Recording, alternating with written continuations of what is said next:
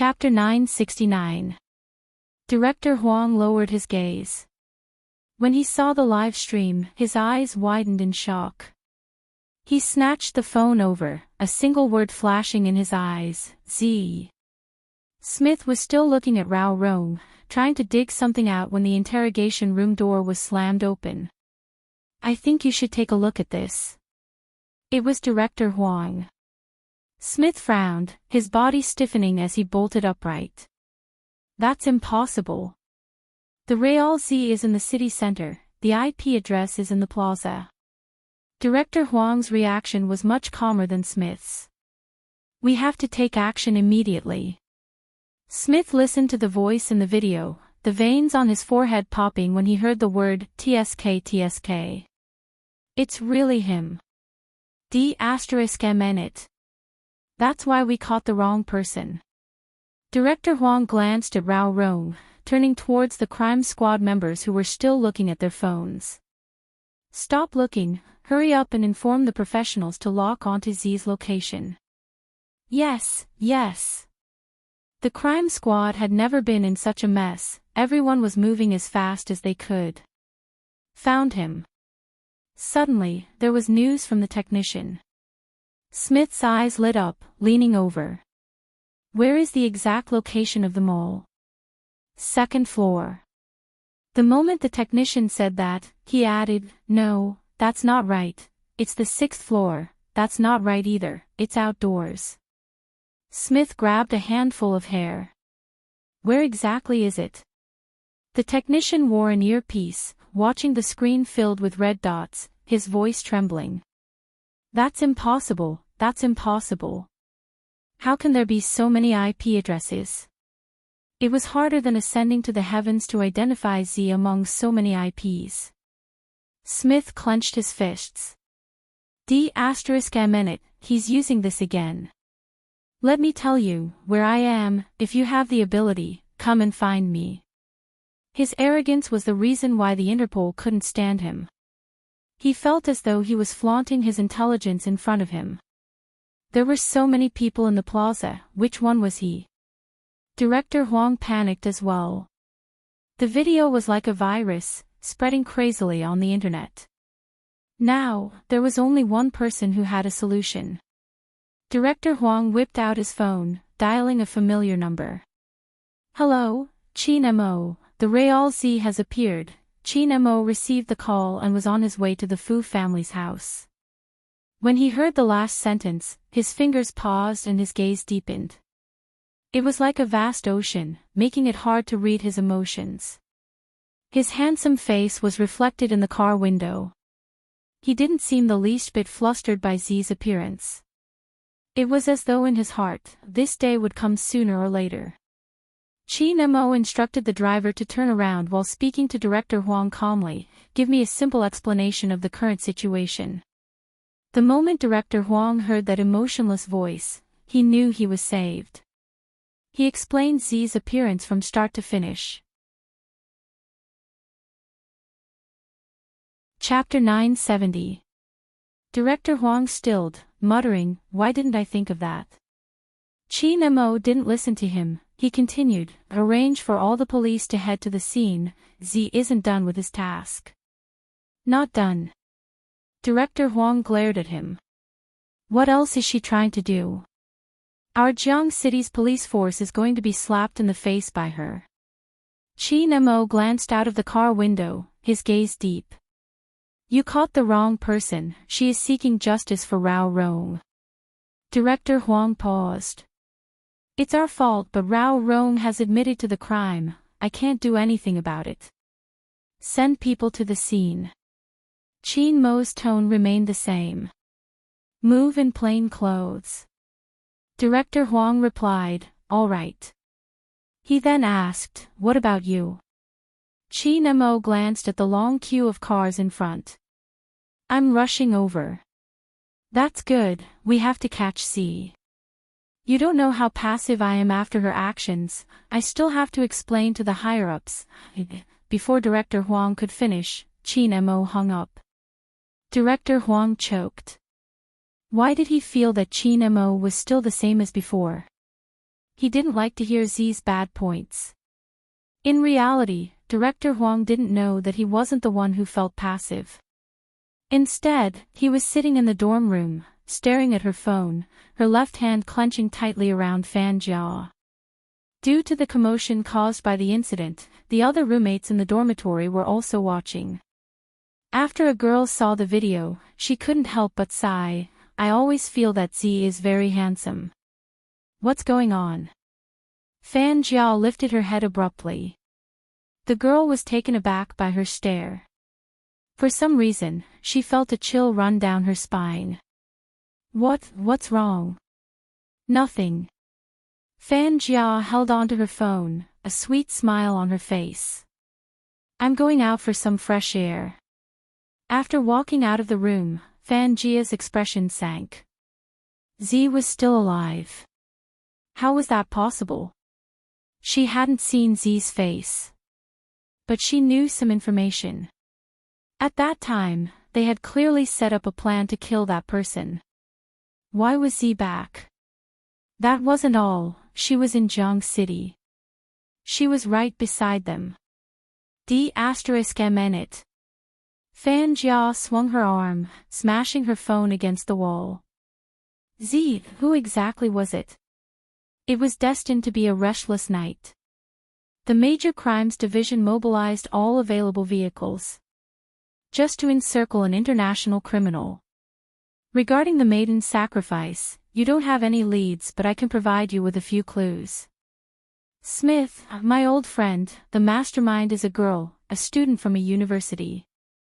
She isn't even 23 years old and has a sweet appearance. She can't be the Rao Rong you caught. I'll show you the evidence later. No, I'll show everyone the evidence. There was once an esports player who wanted to seek justice for his father after losing his father. He took many detours, but he had never let anyone down and wouldn't fight a meaningless competition for money. Why did he come out? He wanted to tell the female student who impersonated me that your hacking skills aren't up to par. When the people in the commercial square heard the last sentence, there was an uproar. Some of the police officers at the scene had already started to intervene. Chapter 971. Look! The audience surrounding the youngster suddenly pointed at the big screen behind the youngster when they heard the high-pitched singing. At this time, the content above had changed. Rao Rong's side profile appeared on the screen along with his father, a hero who wanted to report corruption but was silenced. The photo looked old because Rao Rong was obviously different back then. He was very young. Pieces of evidence were displayed in front of everyone through the video. It was like a 2-minute film. But this movie actually existed in real life. It included the scene where Rao Rong was chased out by the club, and after his return, he didn't hesitate to offend the club in order to replace the worst player the investor had arranged. And what Rao Rong had said at the end of the competition. At this moment, it wasn't just the people in the square watching the video, there were also Rong fans holding onto their phones, suddenly feeling like crying. They had liked this person for a long time. Those who had been with him till now all knew what kind of person he was. That person was the strongest sorcerer in the esports scene, one of the 3 pillars along with Almighty Shao and Almighty Qin. He wouldn't play an esports match that went against his own conscience for money. He wouldn't really lose his humanity. There was too much unfairness when it came to that person. It would indeed cause a person to be twisted. Perhaps it was because he had such a father. That was why he could survive in the cracks. But at the same time, someone had let down his youth. At his peak, his family had been ruined and he had been in such a state for over a year. He was someone who loved esports so much. Do you still remember the youngster who had stood in front of his teammates when he first debuted, wearing his uniform and smiling? That scene had been in the past for too long. For a long time, why didn't they see the almost extinguished light in that person's eyes when he appeared again? What exactly did he go through to become the complete opposite of what he had been in the past? He had been maliciously suspected, expelled by the club, betrayed by his teammates and robbed of his glory. However, even so, in the end, he hadn't done anything that went against his conscience. He had wanted to redress his father's grievances, going against the organization, but he hadn't executed the organization's orders. It was because he had told himself that he would only punish those who deserved to be punished and not the innocent. In the face of some pointed evidence, he couldn't deny it, because if he did, his father would be wronged for life. When everyone saw the final scene, not only the ordinary people, but even the members of the key case investigation unit who were still on duty stopped in their tracks, their eyes red. Heartwarming's father had brought them along. President Chin. Not far from the commercial square, a Land Rover was still queuing up to enter the parking lot. The driver looked at the screen in the distance and couldn't help but turn to look at his young master. Chin Mo's eyes were also on the words on the screen and the old photos. Then, he pushed open the car door, held the metal bar in front of him with one hand, and jumped over. His black trench coat drew an arc in the wind. The driver opened his mouth but didn't know what to say. After all, the young master's appearance just now was really handsome, very different from his usual self. Just as everyone was looking up at the big screen, Chin Mo walked into the crowd, holding his phone as he dialed Director Huang's number. "There's no need to search inside, Z is outside." Director Huang, who had already entered the mall, was confused. "Outside? How do you type on a computer outside?"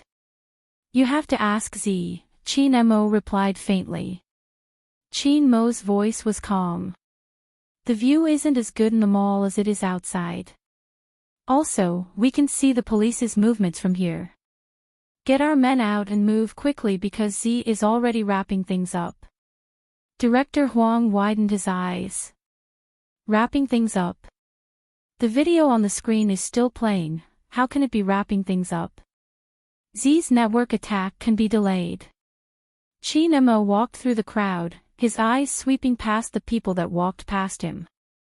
Then, he headed towards the fountain. "You can ask Smith about this." Director Huang pressed his throbbing head. "Smith has already gone crazy."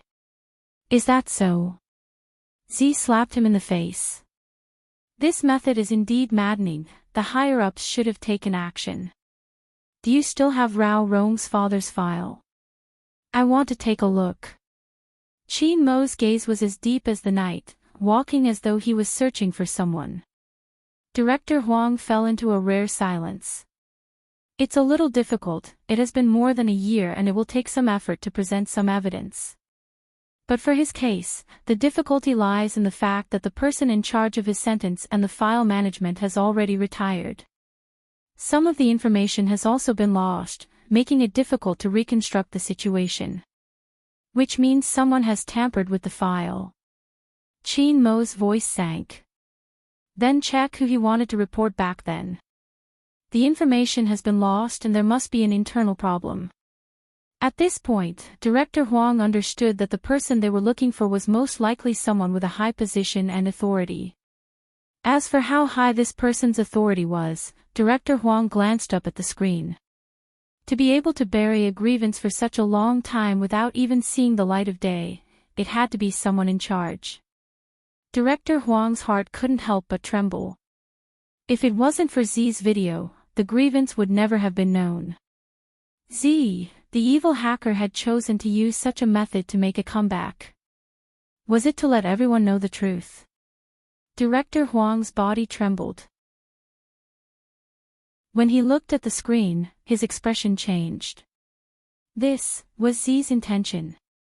In that moment, Director Huang seemed to understand why Chin Mo had never believed Z was the culprit from the start. Even if their modus operandi was very similar, even the way they acted was 90% similar. But in terms of intention, it was worlds apart. Z was using a hacker's method to do the same thing. To cry out for justice.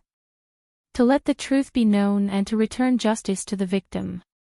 Even so, Director Huang didn't believe their path was the same. Because they had to consider more. That was right, someone like Z would become the ideal hero in everyone's heart. But to maintain peace, they had to rely on the strict policemen who were constantly on the move and didn't even have time to eat when they were busy. Against Z. Even Director Huang felt that it was a pity. But he still had to say that people with different beliefs couldn't make plans together. In the past, Qin Mo had deviated when it came to Z. Therefore, this sentence could not be more suitable to be used on these two people.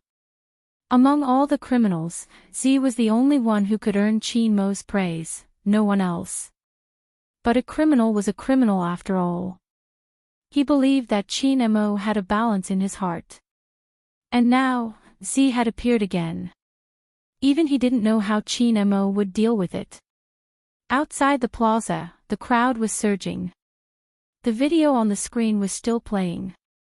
Qin Mo suddenly paused, the corners of his eyes arching. Where was the singing coming from? He furrowed his brows for a moment, then followed the sound and quickly walked over. At this moment, the singing stopped. Qin Mo's eyes dimmed in that instant. At this moment, the youngster in the middle of the plaza removed her guitar from her neck, placing it behind her back.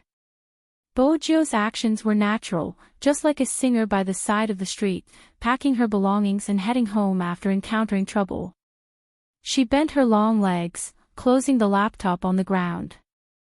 The speed was still running. There was a minute delay. To Bojo, a minute was enough. She turned, but didn't go to the motorcycle parked at the parking lot.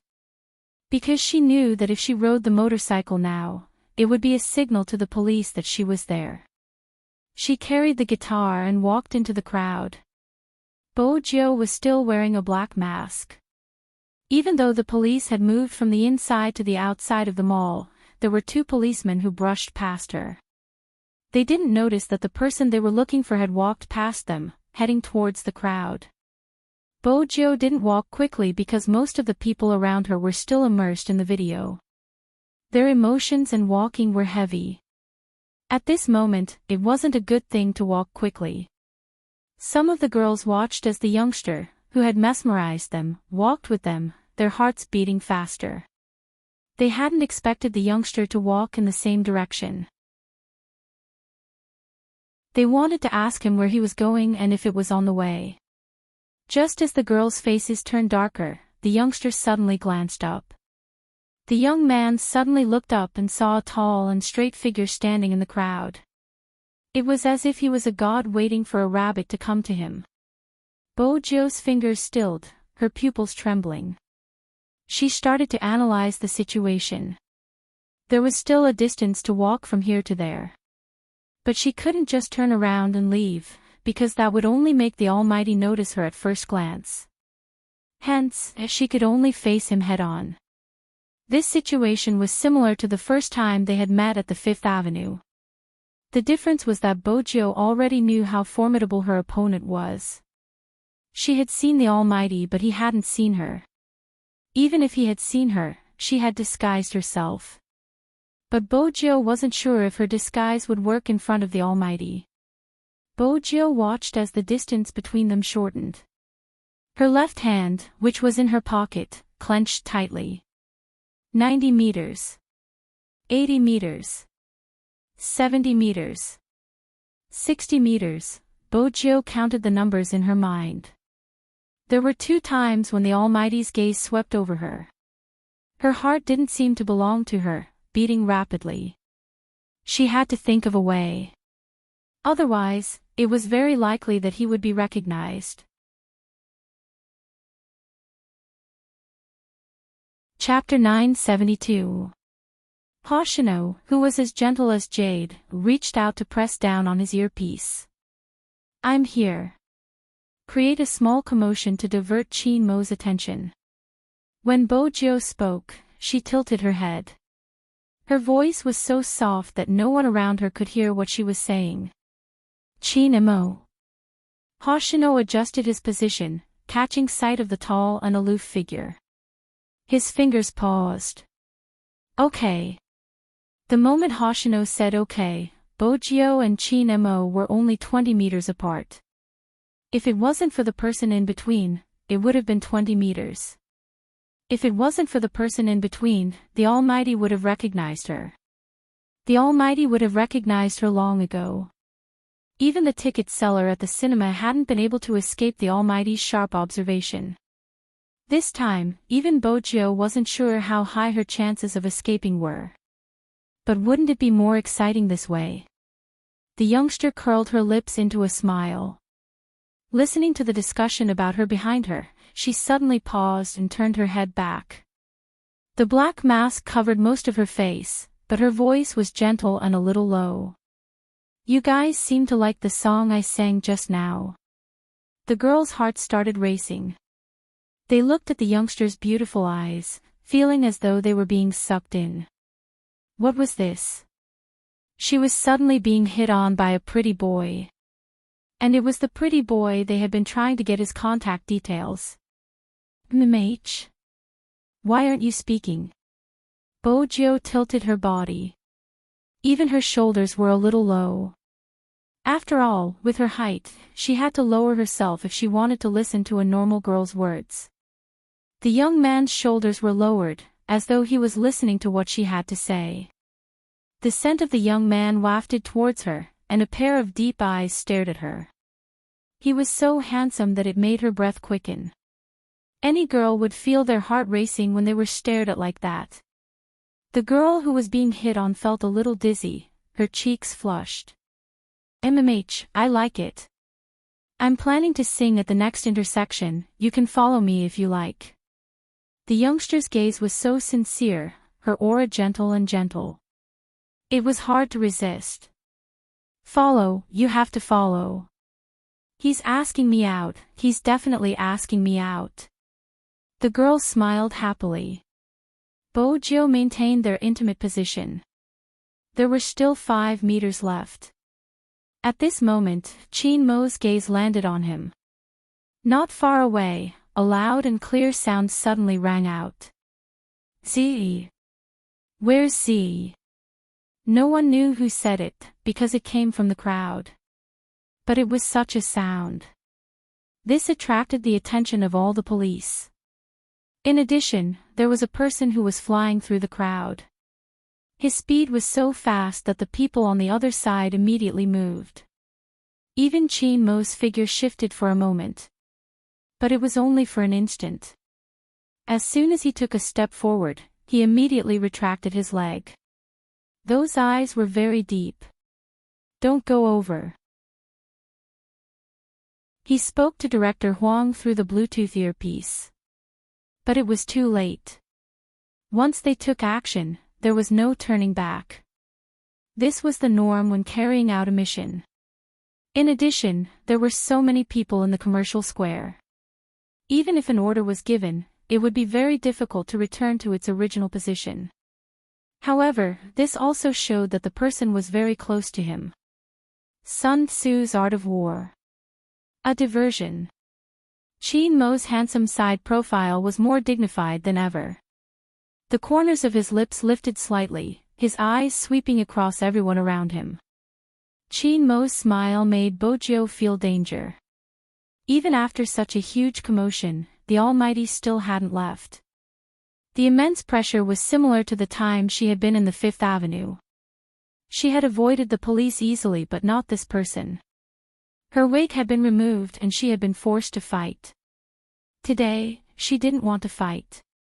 Because if she fought, she would definitely lose her position. Losing her position meant that her identity would be lost. Fortunately, she was prepared. She was prepared to prevent the Almighty from falling for her trap. To be honest, everyone who played hero had a lot of tricks up their sleeves. Under normal circumstances, the culprit would appear. Wouldn't an ordinary person move?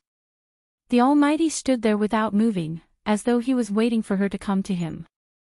Bojio arched a brow.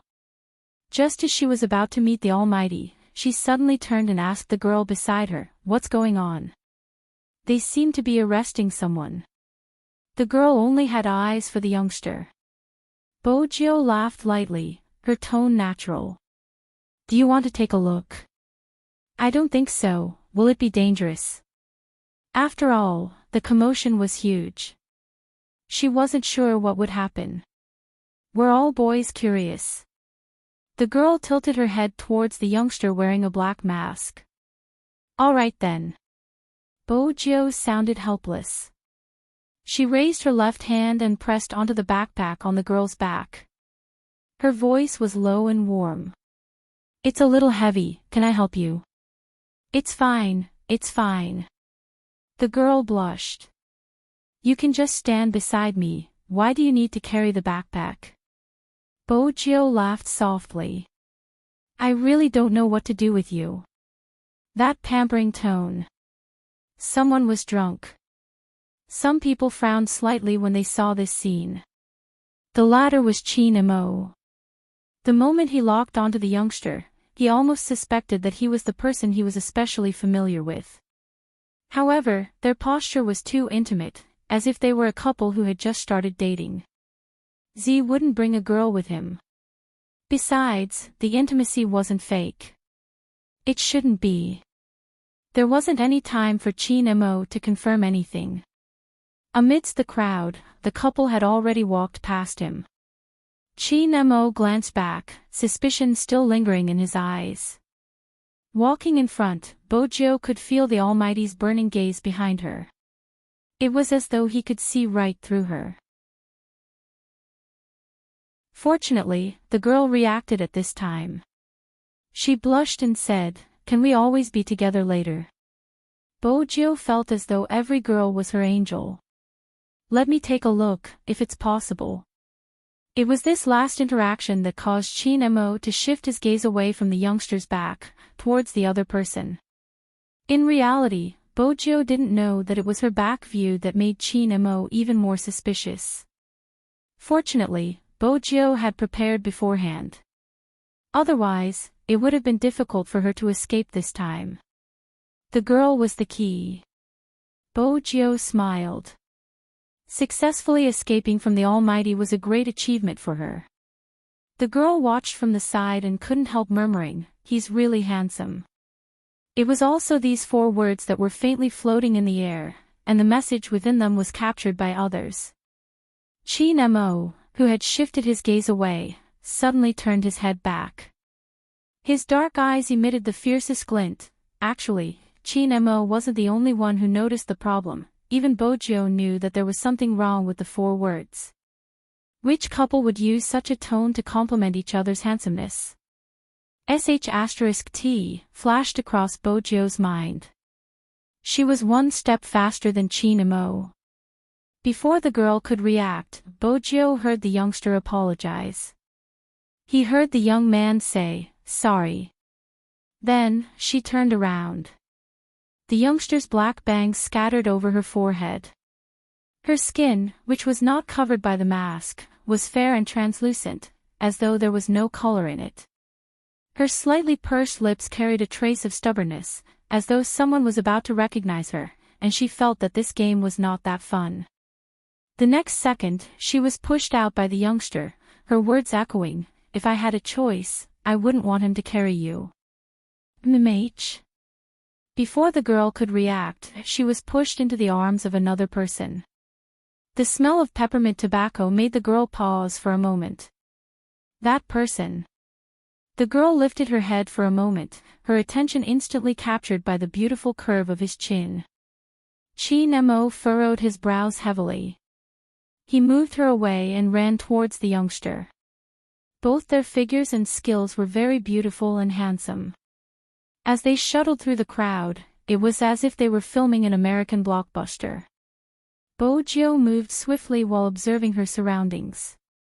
She arched a brow slightly as she glanced at the figure in front of her. She took large strides forward, using the momentum from her body. With 2 loud thuds, under everyone's watchful eyes, the youngster leaped over the car and landed on the roof. *CK, he's so handsome. This can't be a movie, right? Qigong. It wasn't any Qigong, it was ninja skills. As the young master of the hacker world, if she didn't have such skills, she wouldn't be able to make a living. But even so, when those girls saw this scene, they couldn't help but exclaim in surprise. The youngster standing on the roof was extremely eye-catching. She didn't forget to toss her guitar to the side when she did this. She successfully became a stumbling block for the person chasing after her. If it had been anyone else, they might have fallen. But the person chasing after her wasn't anyone else, it was Chin-imo. With a beautiful turn, he bent his long legs slightly and heard a loud thud. The guitar was kicked into pieces in midair. Bojio heard the sound but didn't even turn her head.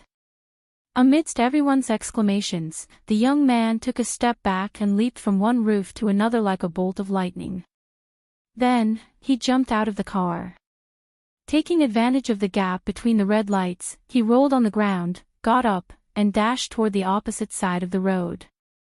Some people from the Key Case Investigation Unit noticed the commotion. But it was useless. The youngster wasn't just skilled. When this person moved, his speed was especially fast. Moreover, he was in the middle of the road. How were they going to catch him if he could use such a method? They could only rely on young Master Chin. That was what the crime squad members were thinking. He was too far away and they couldn't shoot him. At the start of the operation, young Master Chin had instructed them not to use guns. But even if they had guns, they wouldn't be able to aim. The youngster's mobility was too strong. She didn't leave the crowd. It wasn't easy for them to shoot. It was the same even when she barged into the crowd.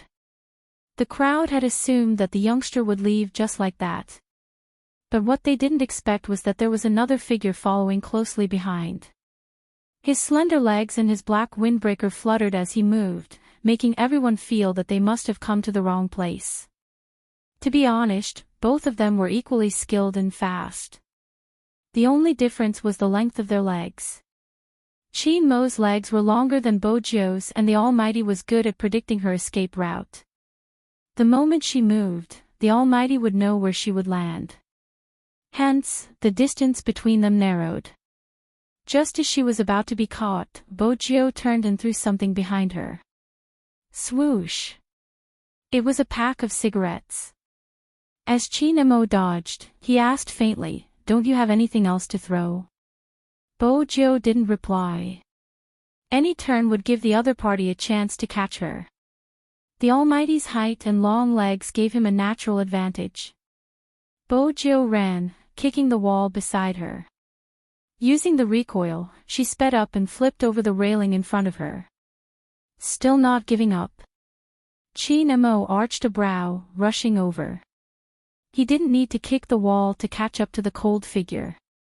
The difference in leg length was indeed useful at a crucial moment. Bojio didn't have anything else to throw other than the USB lighter in her pocket. But if she threw it out, her identity would definitely be exposed.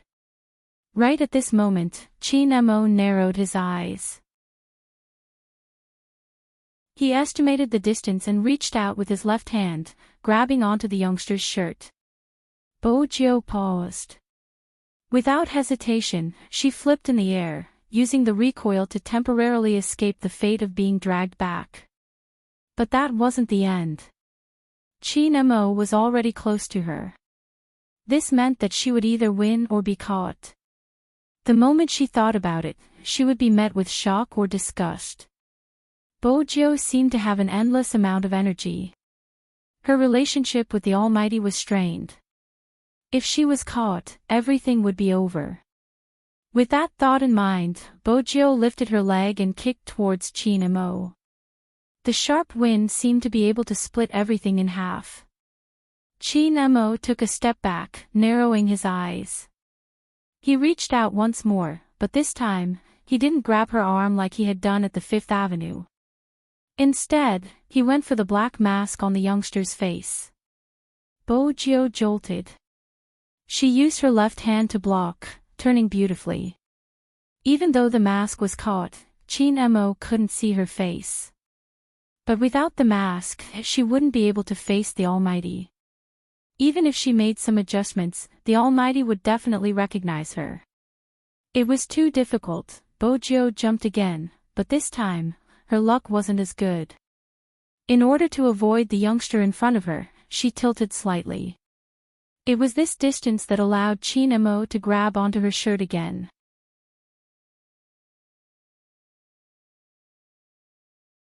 Chapter 973. In the nick of time. A black motorcycle sped by the side of the street. The person on top was wearing a helmet. His eyes were deep and he had a gentle aura. If it wasn't Hoshino, who else could it be? He held onto the handlebars with one hand, turning his body and extending his hand in her direction. Swoosh! The youngster moved in midair, grabbing onto the person's hand. With a flip of her long legs, she climbed onto the motorcycle. His speed was very fast, and his movements were as graceful as flowing water. The drivers in the cars parked by the roadside were dumbfounded. Even if the crime squad reacted, it wouldn't be of any use. The heavy-duty motorcycle, be it the size, appearance, or the sleek design, was a testament to its speed. It was like a wild leopard charging out, not easy to block. Chin Mo stood tall and straight, his eyes looking at the tomahawk gradually disappearing into the traffic, as if he had been abandoned by someone. He slowly clenched the black mask in his palm, and the aura that emanated from his back was extremely cold. Director Huang stood opposite him. The moment he saw the person escaping, his breathing became heavy. When he caught sight of the black mask in Chin Mo's hands, his eyes widened. You removed Z's mask. Did you get a good look at his face? Do you need me to contact a technician to draw out Z's facial features based on your memory? I didn't see him. Chin Mo glanced up, replying calmly. Director Huang froze on the spot. Young Master Chin's gaze sent chills down his spine no matter how he looked at it. Cough. Director Huang started to reflect. We didn't think things through, we didn't expect this to happen. Z is indeed a thorough person. He gave the thieves nearby a sum of money and instructed them to flee upon receiving orders. I've already questioned the one we caught. He doesn't know Z's face, he only gave a rough description of his height and clothing. The person you were chasing just now is him, the rest of the clues are pitiful. Chin Mo glanced at him. Start with the motorcycle. Director Huang was confused, they wouldn't be able to find anything from the license plate. It's a limited edition tomahawk, there aren't many in the country, check the owner. Chin Mo's voice was calm. Before Director Huang could reply, his phone rang. The call was from the higher-ups. The tone of the call was not particularly good and carried too much emotion. Have you caught him? The culprit is skilled, we have to continue the investigation. Director Huang wiped his sweat as he spoke. His tone turned stern. You should be aware of the impact of this matter. It was such a public occasion and the mall was hacked, but the crime squad couldn't do anything about it. Director Huang, isn't it time for you to reflect on the crime squad's capabilities? We need to give the people an explanation, and even more so, we need to give an explanation to those who have been affected by this incident.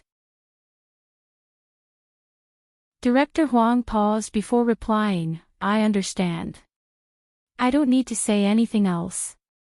Even if what Z did wasn't a heinous crime, there are some problems that need to be solved in a proper way. What would the public say if a hacker found out about the unjust case from years ago and the police knew nothing about it? What will the higher-ups think? Director Huang inhaled deeply. Secretary Liang, I understand what you're trying to say. I don't really care about what the higher-ups think, but there are some unjust cases that should be uncovered by our own people, otherwise, it would be too much of a slap in the face. Secretary Liang frowned, but before he could speak, Director Huang added, there are still some loose ends to be done. Director Huang added, there are still some loose ends to be done. I don't think the most important thing now is to find Z. Instead, we should help an old comrade reverse the verdict and give his son an explanation. If it's really as the video says, that Rao Rong hasn't been able to seek redress for the past year, there must be an internal problem. Secretary Liang paused for a moment before saying, I agree with you on this point.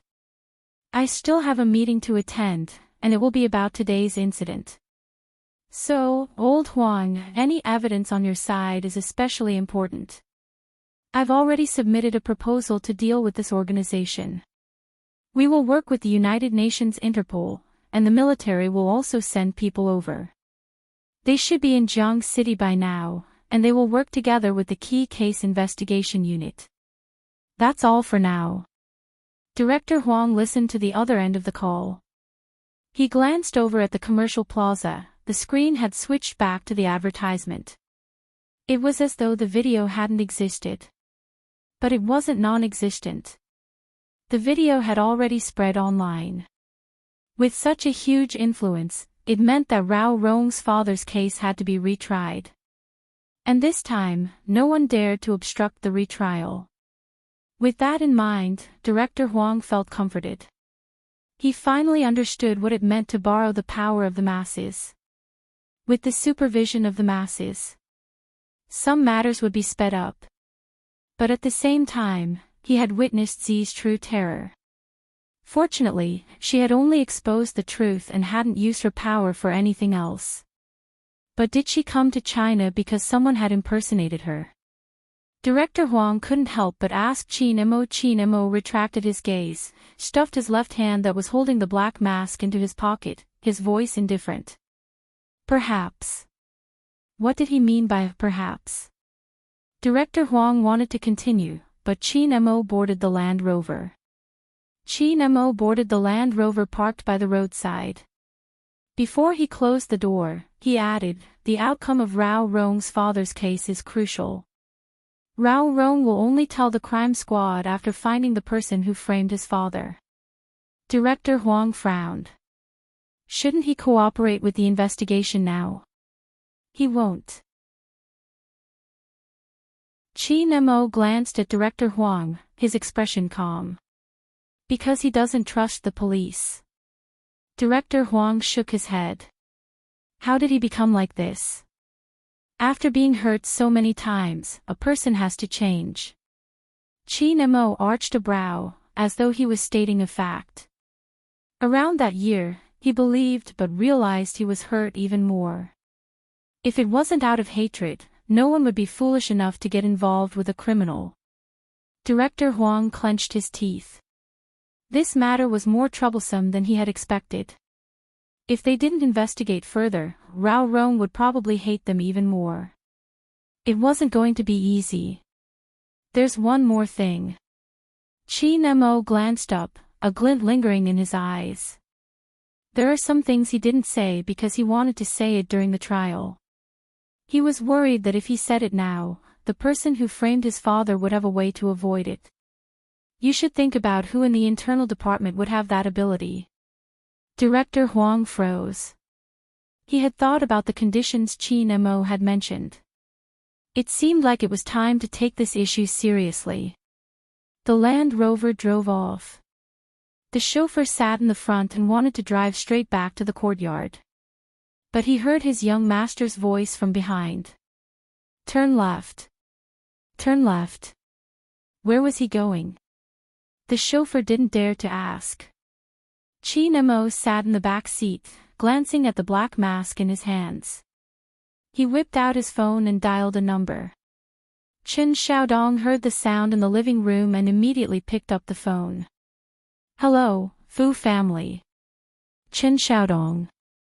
Qin Mo's voice was faint. Chen Xiaodong felt his head go numb. Almighty Qin, it's me. Qin Mo's tone didn't change. Get your young master to the phone. Chen Xiaodong exclaimed. My young master isn't home, he moved to the school. Young Master Qin, why don't you call him? School. Inexplicably, Qin Mo felt as though he had heard wrongly. However, his smart judgment told him that he hadn't heard wrongly. His voice suddenly turned cold. Which school? Chen Xiaodong thought it couldn't be, what kind of world was Almighty Qin living in? He didn't even know about school. He moved to the male dormitory and only comes back on Saturdays. It would have been better if Qin Xiaodong hadn't explained. Qin Mo wouldn't have such a strong image. The moment he explained, his gaze deepened. He tightened the mask in his hands and knocked on the car door. The sound didn't just startle the chauffeur, it also confused Qin Xiaodong. What was going on? The chauffeur sat in the front, watching his young master's cold and handsome face. Someone was going to be in trouble today. Indeed, someone was going to be in trouble. Fan Jia had never expected things to turn out this way. Z, the person who should have died a long time ago. How could she ruin her plans to such an extent? She had to make preparations to retreat. But she wasn't willing to leave just like that. Perhaps, there was another way. Fan Jia narrowed her eyes, trying to maximize the benefits she and her partner could get. As long as someone warned Rao Rong, he wouldn't say anything. Come to think of it, even if she didn't warn him, with Rao Rong's intelligence, he wouldn't go all out. Rao Rong didn't know who killed his father. She was the only one in the know. If she exposed it, it would be a secret forever. There was no information, no files, even the judge had retired. The case had been in the past for so long, it wasn't easy to investigate. Besides, a truly powerful person wouldn't kill someone personally. Of course, they would do it from a higher position. Unless there was a thorough investigation, it wouldn't be easy to find out who the culprit was. Rao Rong was well aware of this matter. Before the culprit surfaced, he wouldn't say much. Besides, even if Rao Rong leaked her information, it wouldn't be the same. She wasn't the same as when she had met him. It was just that she had lost some information. However, some information was indeed fatal to her. Hence, she had to make some preparations. Fan Jia clenched her fists. The main point was the information released by the person who was supposed to be dead. How did he know which school she was in and how did he manage to deduce her current identity? Her brother was right. If she wanted to get what she wanted, she had to get rid of Z first. Previously, she had used Qin Mo. Even though it hadn't been successful, it had been effective. But this time, since Qin Mo had lost a portion of his memory, didn't that mean that the chances of success would be much higher? Besides, those people didn't want Qin Mo to have any contact with Z. Everyone hoped that he could think rationally and without any emotions, right?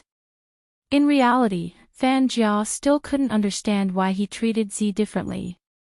However, this difference made her want him even more. Fan Jia. Fan Jia. The voice beside her snapped Fan Jia back to her senses. What is it? We are going to meet at the school gates, do you want to come? Sure, wait for me to go get something. At times like this, she had to act as she usually did. Even though there was a temporary setback and the plan had to be delayed, it didn't mean she didn't have a chance of winning. Fan Jia pushed the door open and entered the dormitory. She dialed a number. Rao Rong has betrayed us, either the crime squad won't be able to find anything or he will shut his mouth forever. It will be easier for you to take action. The person on the other end inhaled deeply. Are you crazy? Why are you taking such a risk? Do you know how strict the investigation is? No matter how strict the investigation is, as long as there is no evidence, you won't be able to get a verdict even if you are suspected, right? Fan Jia narrowed her eyes. Besides, it was that person's idea to make Rao Rong's father disappear. With him protecting you, what are you afraid of? Do you know when he will stop protecting you?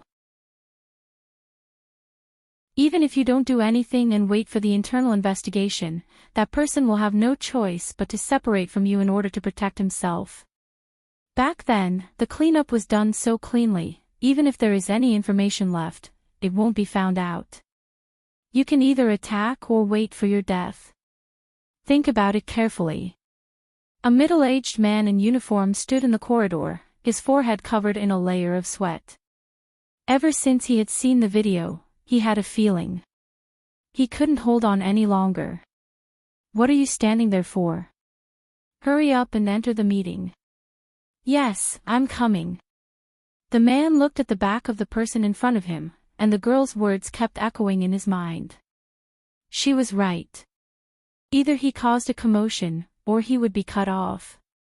Instead of being passive, he might as well take the initiative now. It was a huge meeting with the leader in charge. The entire process was carried out in secret. There was a change in the weather. The wind blew against the youngster's clothes, allowing her to relax slightly. She smiled. That was close. Hoshino did not comment. After all, every time the youth did something, it was to a certain extent. When was he not arrogant and bold? But Chin-mo was indeed the toughest opponent they had ever met. Drop me off at the front, I'll take the train back, it's one stop away. Just then, her phone rang, the caller ID from the Fu family's house. Bojo arched a brow. Hello. Young master, it's me. Chen Xiaodong seemed to have been triggered by something, his voice breaking. Bojo replied, I know it's you, why? Young Master Qin called just now, he wanted you to answer the phone. I told him you weren't home, you went to stay in school, but he seemed angry, I don't know why.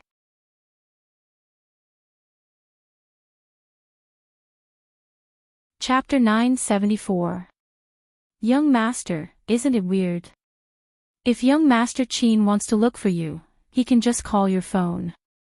Why did he call my house? When I picked up the call, my scalp went numb.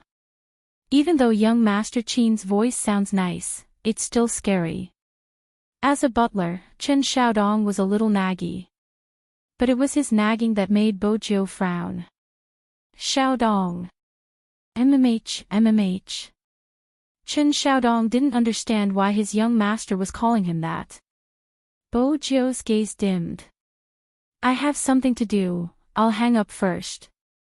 If young Master Qin calls again, tell him I'm in school.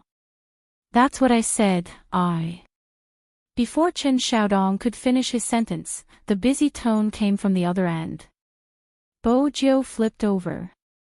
She held her backpack with one hand and pulled open her jacket with the other. She tossed it into the bin at the side. Her movements were swift. Hoshino immediately realized something. Did something happen? Chin-mo is suspecting me. Bojo paused. He suspects that I'm the one in the plaza. Hoshino's gaze stilled. Do you want to leave?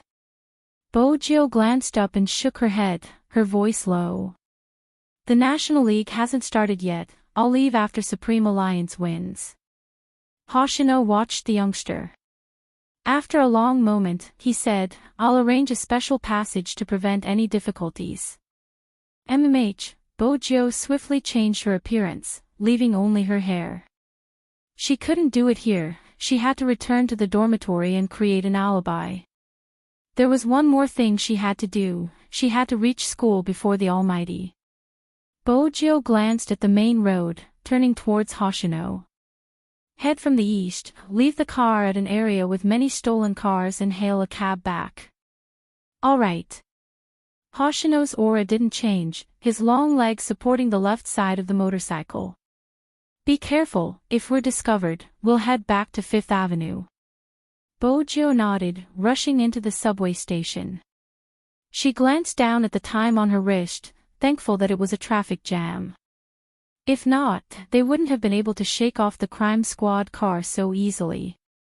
But even so, there were still cameras on the road. The police might not have the video of them passing through the alleys, but as long as they appeared on the main road, there would be clues. Even if these clues were not found now, in less than half a day's time, all the major checkpoints would be checking the vehicles. Therefore, she and Hoshino had to seize the time and act separately. Bojo had already thought about this. The only thing she didn't expect was the phone call from the Almighty. Just like what Chen Xiaodong said, if the Almighty was really looking for her, he could have just called her or sent her a WeChat message. But the Almighty called the Fu family directly. He wasn't looking for her. He wanted to see if she was at home and if she had an alibi. Bojo gripped the handrail in the train, her eyes bright. As expected, it was never easy to shake off the Almighty's pursuit. Her time was running out. Bojo glanced down at her wrist.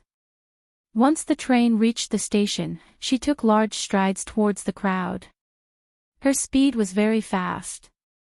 Her hair was still black, which meant that she had to wash off the paint on it, in order to prevent being caught by the Almighty in school. Bojo chose to enter from the back door. This meant that she had to climb over the wall. The back door of number 1 middle school was next to number 2 middle school. Bojo tugged her collar with one hand and was about to move.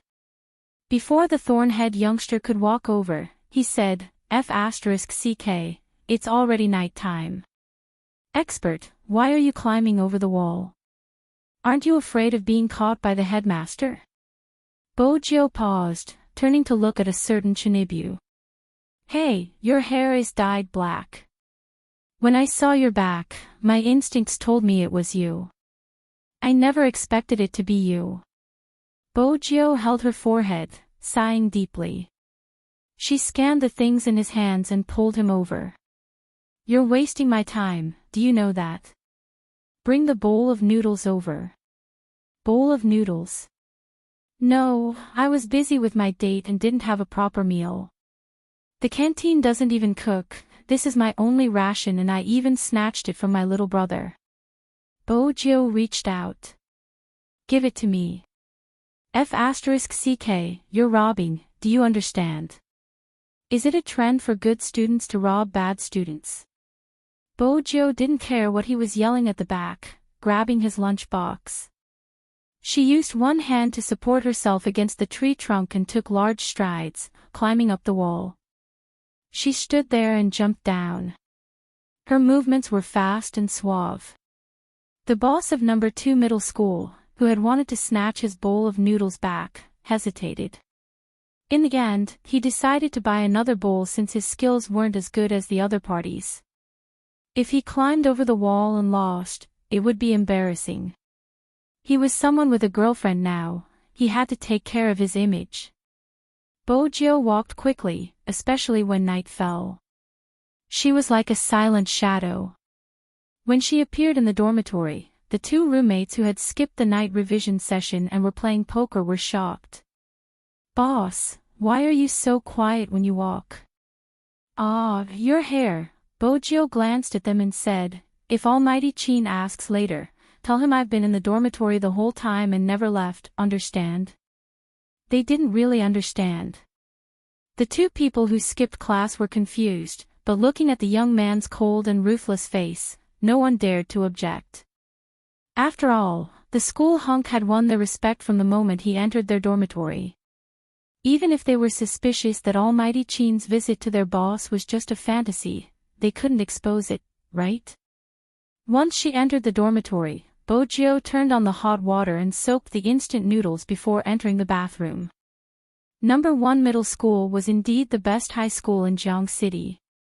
Even the dormitory was a 5-star one with a shower area. Bojo glanced at herself in the mirror. She lowered her head and aimed it at the faucet of the sink, not caring if it was cold water or not. The white foam from the shampoo swept across the corner of her eyes, the dark color fading away slowly, returning to its original silver color. Outside the school, Jiang Zhua had rushed to the entrance after receiving the call. When he saw Qin Mo's cold aura, he couldn't help but ask curiously, young Master Fu just wants to stay in the dormitory and experience group life. Why are you so angry? Qin Mo didn't reply, walking into the school entrance. The male dormitory wasn't far away. Jiang Zhua laughed mischievously.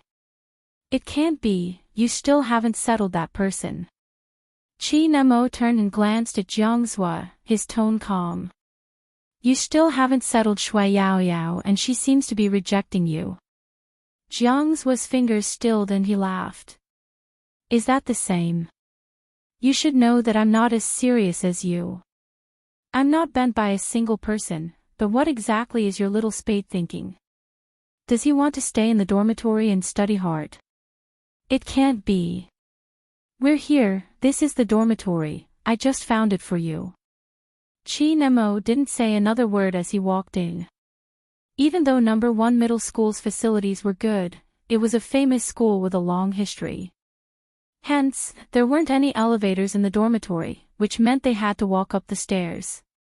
The moment Qin Mo walked in, he attracted many people's attention. Moreover, Jiangzhua was following behind him. The appearance of the two male almighties of No. 1 Middle School made everyone excited.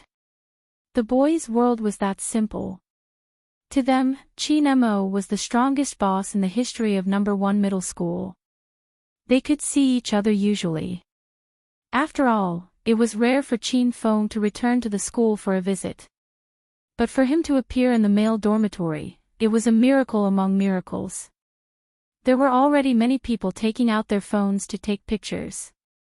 Some of Qin Mo's fans were even more passionate, shouting from behind, Almighty Qin, you have to win the National League.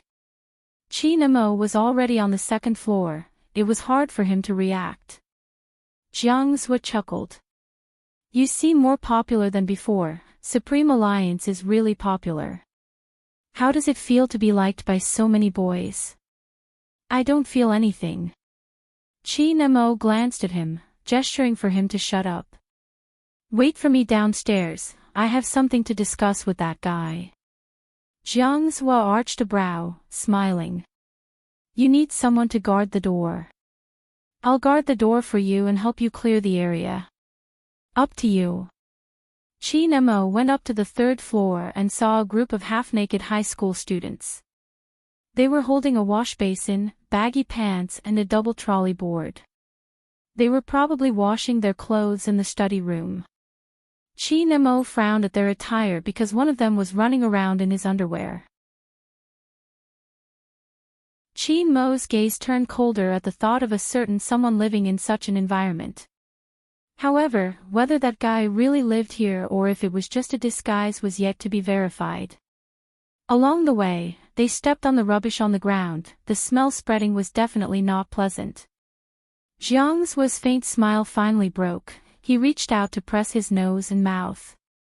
As for the boys on both sides of the corridor, when they saw the two of them, they seemed to be petrified and just stood there in a daze. There was only one thought in their minds, F***ck, why did Almighty Qin come to such a state? The one in his underwear was afraid of hurting Almighty Qin's eyes, so he hid behind the wall, covering his lower body with both hands, wishing that he was transparent. Humans were like this. If a bunch of guys were shirtless and didn't wear pants, no one would think much of it. But suddenly, an extremely clean person came in, and that person was the idol of their male god, so their faces were a little hot. Four-Eyed, who was standing at the door with his lunchbox in hand, was also blushing. Who could explain to him what was going on?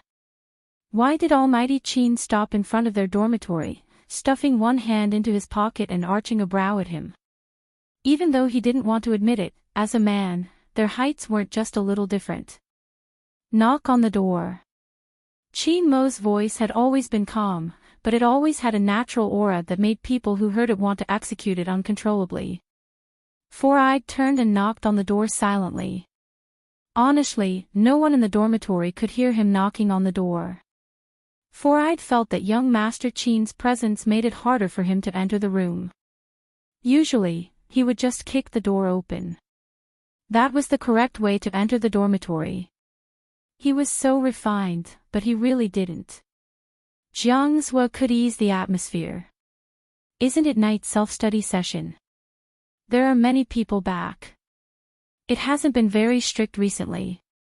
Boys, after all. Four-Eyed chuckled, his eyes drifting over to Almighty Qin's cold and indifferent side profile. Someone should have opened the door. It was fine if he skipped class, but didn't he know how to come out and get his food? Since Chin Mo and Jiang Zhuo were standing there at the same time, room 419 became the focus of attention in the corridor. They had a premonition that the dormitory was going to be popular. First, the school hunk moved in, and now, young Master Qin. In the past, they wouldn't have imagined this. The four-eyed man didn't feel much pressure. Under the piercing glare, he took a deep breath and knocked on the wooden door 3 times.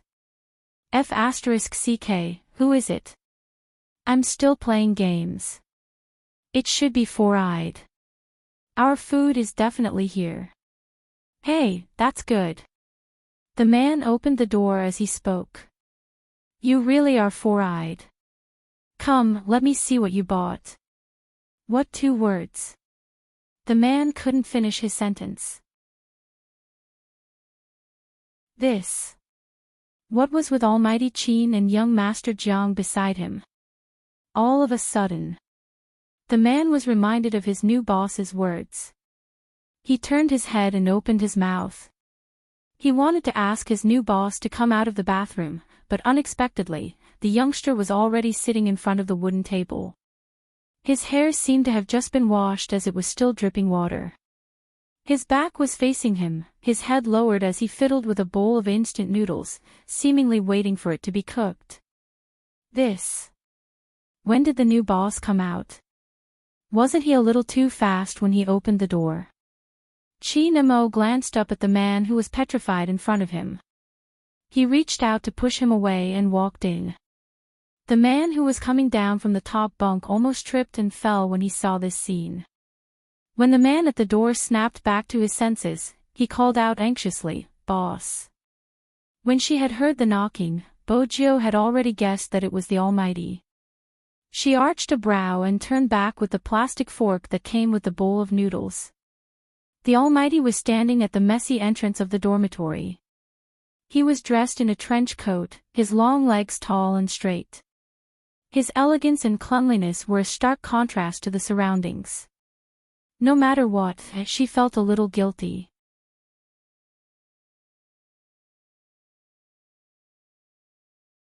Chapter 975. Qin Mo watched as the youngster's silver hair dripped with water, her expression unguarded. Her gaze was as clear as ever, as though she didn't know anything. Qin Mo took a step forward. The person who almost fell from the upper bunk hurriedly retracted his hand, burrowing into the blanket. It was a pity that he had to cover his upper body in the summer. Bojiu could feel the oppressive aura inching closer to her. She didn't know if her roommates would believe her if she told them that the Almighty was bored and wanted to play with her. All of you, leave. This was Qin Mo's first sentence, his faint voice tinged with coldness. Although it was only 6 words, it made the backs of the other 3 people in the dormitory stiffen. They looked at each other, quickly packed up their things, and stood in the safe area. The so-called safe zone was the place beside Jiang Zhuo, who had a faint smile on his face. It seems like we've disturbed them. Jiang Zhuo patted one of their shoulders. Let's have a smoke outside. The person nodded. What else could they do?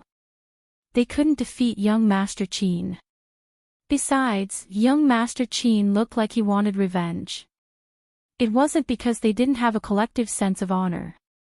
It wasn't because they didn't want to stand on their new boss's side. Even if they were to make a move, they would just be adding to young Master Qin's side. Wait a minute. Qin Mo turned, his gaze sweeping over the 3 of them. She has been here the entire time, she hasn't left. Ah. Bojiu heard the exclamation, her heart sinking. Fortunately, Four Eyes was more reliable. He pushed his spectacles up and tried to remain calm. No, she has. Boss even showed his face in class and bought a bowl of instant noodles. Bojiu smiled faintly. This was the perfect excuse. As expected, those who were well-educated were better at lying. As expected of the weirdest student in their dormitory. Qin Mo glanced at Four Eyes, his gaze shifting towards the other 2. That fleeting gaze made him chuckle coldly. Is that so? Yes, Almighty Qin, you don't know how hard it is to persevere at night. The thorn had finally regained his sense of existence. But it was obvious that based on Bojo's understanding of the Almighty, he didn't believe her. She hadn't left. Fortunately, she wasn't tricked by her teammate. Done. Jiang Zuo reached out and pulled the door handle over. He said meaningfully, you two have a good chat. It doesn't matter how long it takes. Just keep the commotion down. I'll be guarding the door. Bojo watched Jiang Zuo smile, which made him look like a pimp. After closing the door, the other three finally heaved a sigh of relief. When young Master Qin caught them and asked them questions, their hearts were in their throats. But Boss was amazing. How did he know what young Master Qin would ask them? Needless to say, their acting just now was top-notch. After admiring themselves, the three of them couldn't help but be curious. They asked Jiang Zuo, young Master Jiang, what happened between young Master Qin and our boss? Did you have a conflict? Jiang Zuo leaned against the door, his head tilted as he lit a cigarette. He held it between his fingers and smiled. How can it be a conflict? They are discussing matters regarding tomorrow's competition, so we can't disturb them, understand? As for how to negotiate, that would depend on Qin Mo. Honestly, Jiang Zuo rarely saw Qin Mo like today. It was rare to see him exuding such a cold aura from the inside out. Hopefully, everything was fine. Jiang Zuo flicked the cigarette ash in his hand, glancing at the messy tunnel. He felt that it was better to remind Qin Mo to hurry up. If he stayed in such an environment, he would smell. But Qin Mo wasn't going to check his messages. He allowed his phone to vibrate as he stuffed a hand into his pocket. He stood in front of Bojo, looking down at her with an indifferent gaze. He didn't say a word, his gaze sending goosebumps down Bojo's back. Bojo's lashes fluttered. Qin Mo reached out, touching the bowl of noodles on the table. It was warm, proving that there was indeed water inside.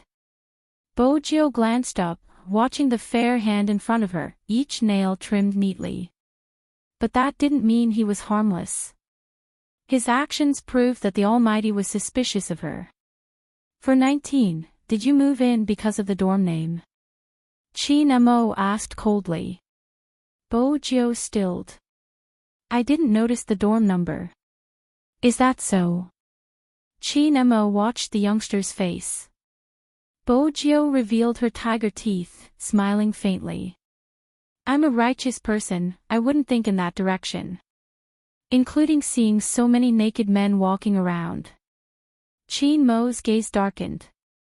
Bojo felt that she had to save herself at this moment. She caressed her nose. After seeing you, these people are like a pile of bones, I'm not interested. Qin Mo paused. Be more serious. I am. Bojo laughed. Brother Mo, you aren't angry with me, right? Qin Mo watched her, his gaze deep and unreadable. I can stop being angry, sing me a song. Bojo smiled. Sure, what song do you want to hear? The Ordinary Road, Qin Mo replied faintly. But it was the name that made Bojo's fingers freeze for a moment. All right, I'll search for the lyrics. Just as she lowered her head to search, Qin Mo placed his hands on both sides of her.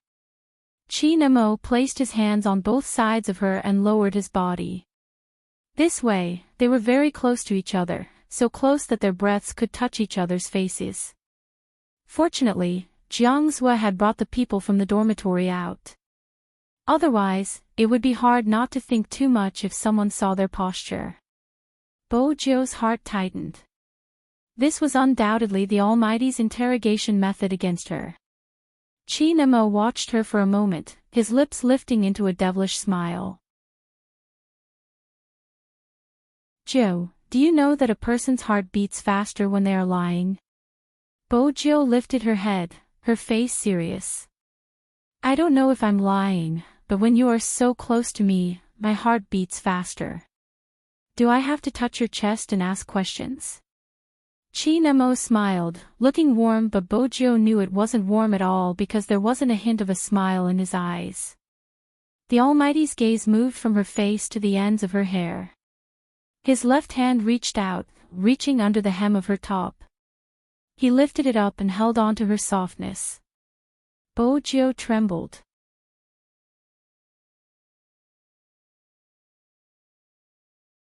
Chapter 976.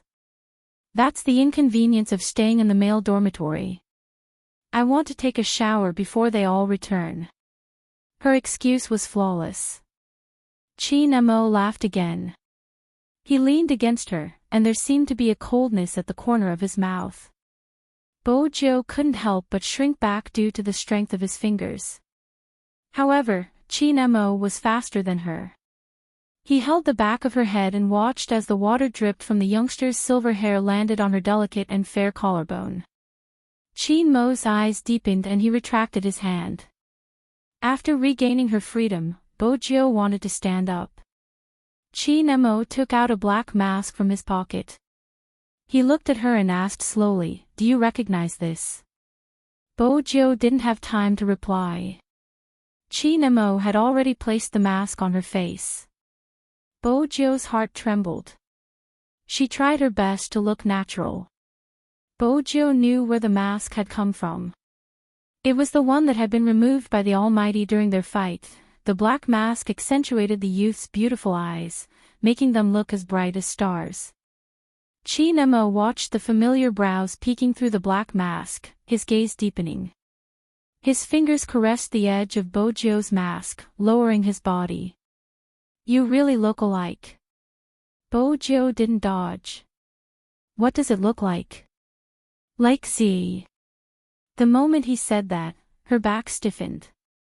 It wasn't because of the Almighty's words, but because of the sudden kiss. Through the mask, he landed a kiss on her lips. Through the black cotton, his breath was filled with a faint scent. That kind of kiss could easily make one's heart palpitate. It was as if all the fragments of his brain had been sucked out. He couldn't think about anything else. It's you, right? A cool breath hit her ear. His handsome face vaguely carried a hint of bewitchment. The person at the commercial square today. That sentence jolted her back to her senses. She didn't deny it directly, instead, she asked with a pair of confused eyes, "What commercial plaza?" Chinemo narrowed his eyes. He stared at the face in front of him that always made him lose his rationality. His thoughts drifted. Wasn't it her? Brother Emo, why aren't you saying anything? Bojo seized the chance, asking, "What commercial plaza?" It's nothing. Chinemo was wearing a trench coat. His black hair was a little messy. Coupled with his face, he looked indescribably sexy. Then, he reached out and took off his trench coat, placing it over someone's head. Bojo paused. Brother Emo, don't tell me you still don't want to see my face. Who knew that as soon as she finished her sentence? His whole body was lifted up by someone. His lower abdomen was pressed against his shoulder, and his head was hanging down. It was not a comfortable position. Bojo was about to move when she heard his cold voice. Do you want the whole school to know how I carried you out? Bojo quietened down. After all, if word of this got out, she would be the one who would be embarrassed. Just thinking about it made the rumors terrifying. For example, when she chased after the Almighty couldn't stand it anymore and planned to dispose of her like a pile of trash. If she attached a photo to prove the truth, then she would really become famous in the school. She was still a boy. Which school hunk would be carried out like this? Hence, a wise man submits to circumstances. It was better for her to be quiet. The other people in room 419 were still asking Jiang Zuo about young Master Qin when the door in front of them opened. Qin Mo walked out with a pile of people on his shoulder. The guys from room 419 glanced at each other. They didn't need to think to know who young Master Qin was carrying. It couldn't be anyone other than the school hunk. However, in their minds, their boss was already extremely skilled. How good was young Master Qin at fighting? How could he defeat their boss in just a few minutes? Moreover, he even wanted to take him away. Qin Mo seemed to have noticed their gazes. He tilted his head, his eyes meeting theirs. What is it? Nothing, nothing. One of them immediately stepped aside. Even though Bojo couldn't see her surroundings since her face was covered, she could hear their deep breaths and their voices. She knew what was going on. There must be a lot of people watching her. In the past, Bojo felt that the Almighty's habit of covering her with his jacket wasn't desirable. Now, Bojo grabbed onto the trench coat, afraid it would fall off. Jiang Zhua chuckled playfully. He turned to Qin Mo, "You're really something. That works too." Qin Mo didn't reply. He carried a certain someone on his shoulder and walked out of the male dormitory under the watchful eyes of the guys. Then he stuffed Bojo into the back seat of the Land Rover. Jiang Zhua, who had been following behind him, seemed to have noticed something. His gaze landed on the figure that was smiling lightly at the boy. Suddenly, he narrowed his eyes, his tone still sounding like a playboy. "Leave first, I have something on. I won't disturb you from teaching your little spade a lesson." Bojo listened to Jiang Zhua's gloating tone. Her situation wasn't as good as it seemed. From the looks of it, the Almighty's suspicions towards her hadn't been dispelled. Moreover, she was staying in the male dormitory. The Almighty didn't seem happy from his tone just now. As expected. The moment the Almighty came over, he carried her and placed her on his long legs. His voice was slow and deep. "Don't worry, I won't touch you now. I'll deal with you when we get home." Bojo replied. "Brother Mo, you should touch me now. The driver is here." Qin Mo sniffed the scent of the youngster's hair. Everything seemed right. When there's no one around, it was too obvious what the Almighty was trying to say. Bojo felt that the interrogation would be more intense than the one in the male dormitory. Why did the Almighty have his eyes on her? She had tried to cover up every single detail.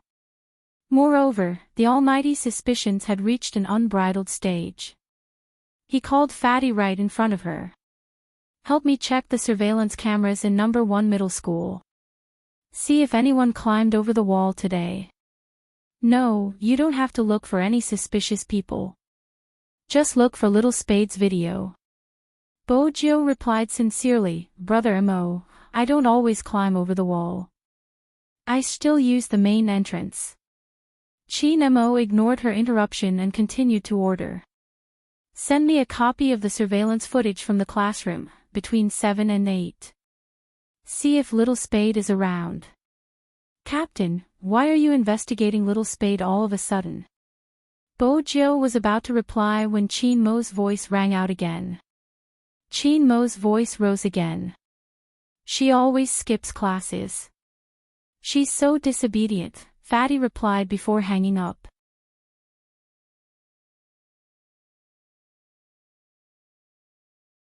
Chapter 977. The night deepened a notch. The students of number 1 middle school had just finished their night revision. The entire school was brightly lit, especially the supper windows and small shops. There were many people queuing up. As the weather got warmer, there were more people buying ice water and Coke. Compared to when they first entered number 1 middle school, all the students were freed. The long forest was filled with people walking, and there were also some girls discussing topics and where to shop on Sunday. Shui Yaoyao had wanted to use this time to play a few games at the internet cafe. Practicing her hand speed had become a habit of hers. She hadn't expected to be stopped by a boy she usually chatted with. The boy was from the next class. He stood tall and handsome in front of Shui Yaoyao, holding a basketball in his hand. He was the type of handsome boy with a good personality. When he smiled, his canine teeth would be revealed, adding to his good looks. This type of boy was well liked in school. Hence, Shui Yaoyao hadn't expected him to stop her. Behind him were two of his best friends.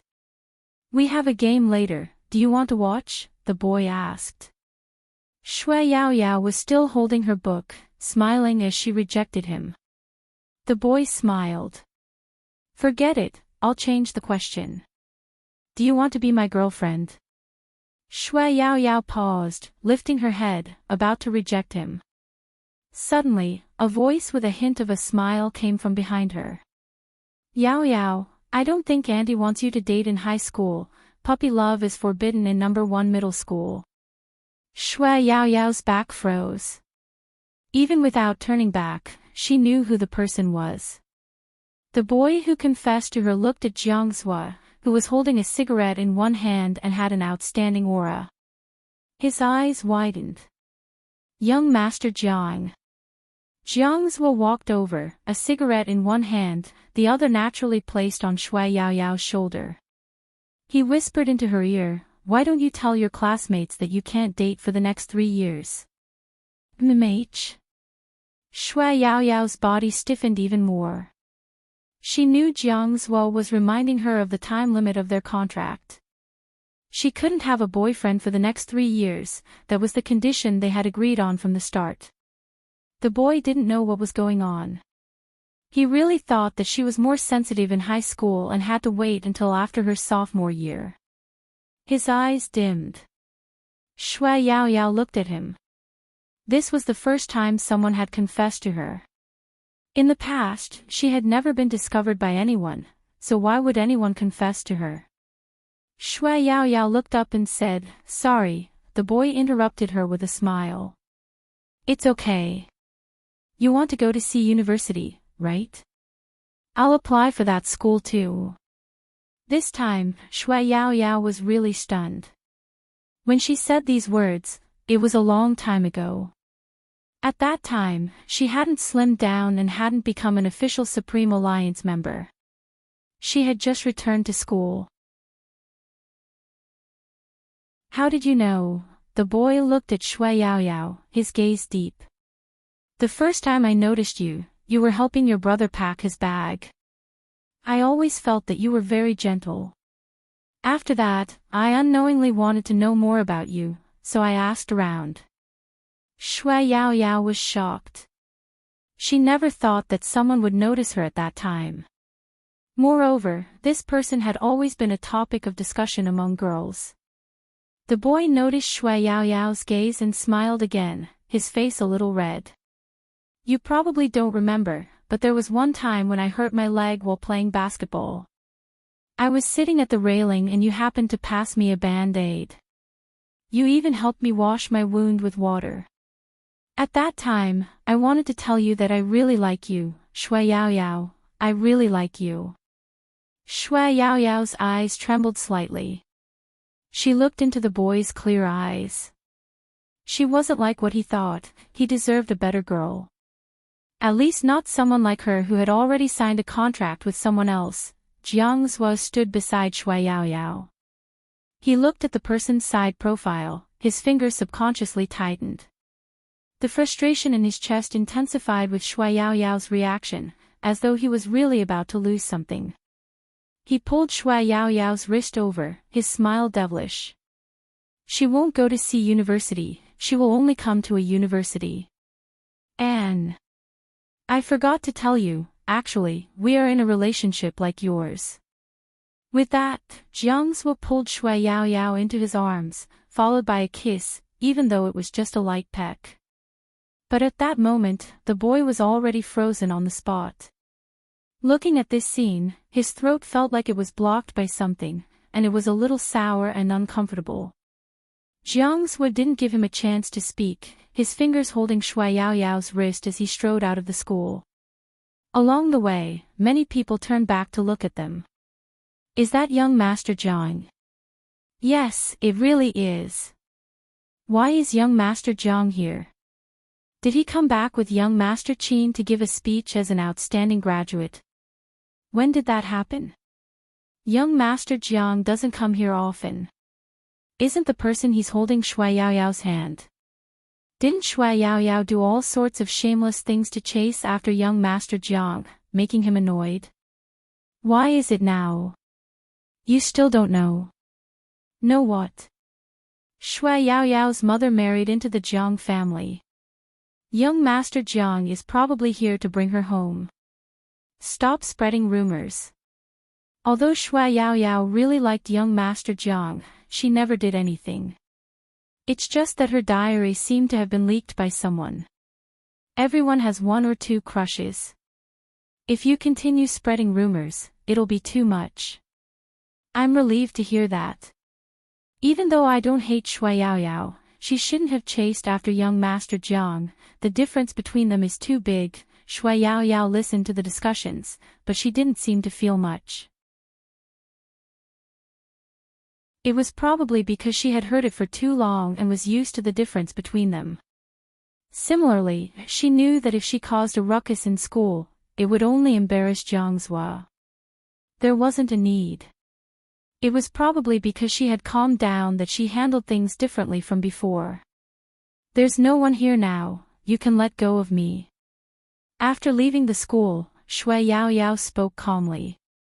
She was very protective of her hand, not because she was spoiled, but because she had to participate in the most important competition tomorrow. The National League had finally come to this stage. Shui Yaoyao placed all her thoughts on it. She didn't notice that Jiang Zuo's side profile was so cold that it wasn't normal. Jiang Zuo was wondering why she couldn't be like before.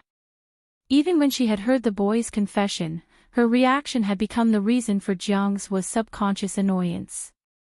He knew he wasn't in the right state of mind, but the scene just now was like a well-edited movie, replaying in his mind continuously. Jiang Zuo clenched his fists, his voice turning cold. I brought you out to let you know your current status. Shui Yaoyao looked at him. I already know. Today isn't the appointed time, I need to play a few games. As for the problem you are worried about, it won't happen for the next 3 years. Young Master Jiang, please do as you please. He had said before that he didn't like dirty people, and the hint he gave her was very obvious. But Shui Yaoyao didn't understand. She had already told him to do as he pleased, but he still followed behind her. At the start, his expression was cold. After walking for a while, when he saw that she had really gone to the internet cafe, his expression turned nonchalant. He even got Uncle Ian to open a computer and sat beside her. Shui Yaoyao didn't bother about him. Young Master's mood was probably that carefree sometimes. She took out her phone and opened Her Highness Zhou's WeChat. She was prepared to let Her Highness Zhou play a game with her so they could familiarize themselves with the game. The moment she typed, the phone was snatched over. Jiang Zuo looked at her, his usual demeanor at the nightclub. The person you're looking for is being beaten up by Qin Mo.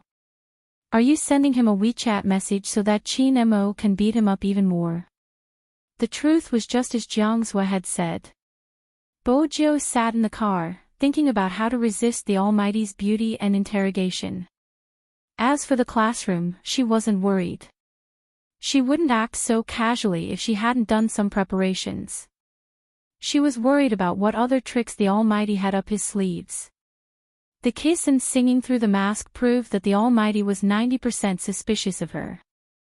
Only the Almighty would suspect her. Even until now, Smith hadn't thought of her. There was also the fight at the square.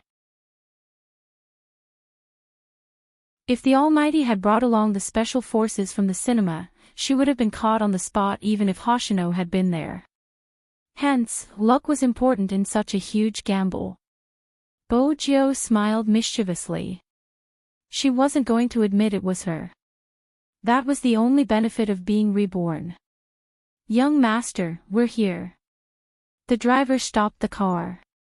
Bo Jiu's ears twitched. Chinemo spoke faintly into her ears through the windbreaker. Do you remember whose mask it is? Bojo asked in confusion. Isn't it Brother Mo's? Chinemo didn't reply. He glanced at the youngster wrapped in his windbreaker and reached out to carry her into the building, just like how he had carried his sack in school. Young master, this is... Madame Zhang rushed over hurriedly. She could only see the youngster's long legs. Chinemo replied, Young Master Zhou. Bojo could clearly hear Madame Zhang's awe. This time, she was embarrassed. Unlike what Bojo had expected, the Almighty didn't interrogate her immediately. Instead, he cuffed her left wrist to the chair. Then he walked out. Bojo reached out to remove the windbreaker. But the Almighty's voice came from outside. Princess, look at her. Princess looked as though he had been entrusted with something important. He leaped up valiantly, landing on top of her head. Then he sat there motionlessly. Seriously. It was rather heavy for such a fat cat to be placed on top of her head. Princess looked solemn as he sat there, wagging his tail. This was the first time Bojo felt that her appearance was stupid. Fortunately, there wasn't anyone around. Chinemo had come out because of a call from Fatty.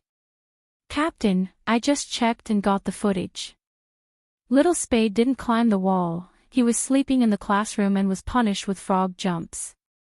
Captain, do you want to watch Little Spade do the frog jumps? It's enough to make you laugh for the entire day. Fatty's voice turned softer as he spoke. Even through the phone, he could feel his captain's icy cold aura. Little Spade, what exactly did you do to make Captain feel so down? Was he in the classroom the entire time? Chinmo's gaze dimmed. Didn't he go out? It should be. With his captain's words, Fatty started to doubt himself. Chinemo replied faintly, I understand, send me all the footage. Yes. After Fatty hung up, he touched his forehead, which was covered in sweat. Captain's aura was exceptionally strong today. Was it because of the finals tomorrow? Fatty wasn't aware that before Chinmo's call, Director Huang had sent him a message. It was regarding the motorcycle. We found out who the owner is, but the car was reported lost a day ago. The person who lost the car is also from the esports industry, but he isn't from Tokyo. He's the captain of the Japanese team, Yu Sishin. We've checked his background, the esports industry is really different, even the young master of the mafia is there. However, we've eliminated his alibi. He was in a video conference with a bunch of Dragonmouth subordinates that day, and the staff can testify that he was looking for his tomahawk. We followed the trail and confirmed that the car wasn't just transferred once, it had been transferred before, which means that he really lost the car. When he saw Yu Sishin's name, Chinmo's gaze changed. The further he looked, the colder his gaze became. That was because he recalled the two figures that had disappeared in front of his eyes. They had a tacit understanding with each other. Chinmo lowered his lids and typed. It's true that the car was lost, but who do you think would have the guts to steal a car from the Mafia young master? Or is the Mafia young master just a decoration and the tomahawk can be stolen so easily? Director Huang was confused. Isn't he always that bold?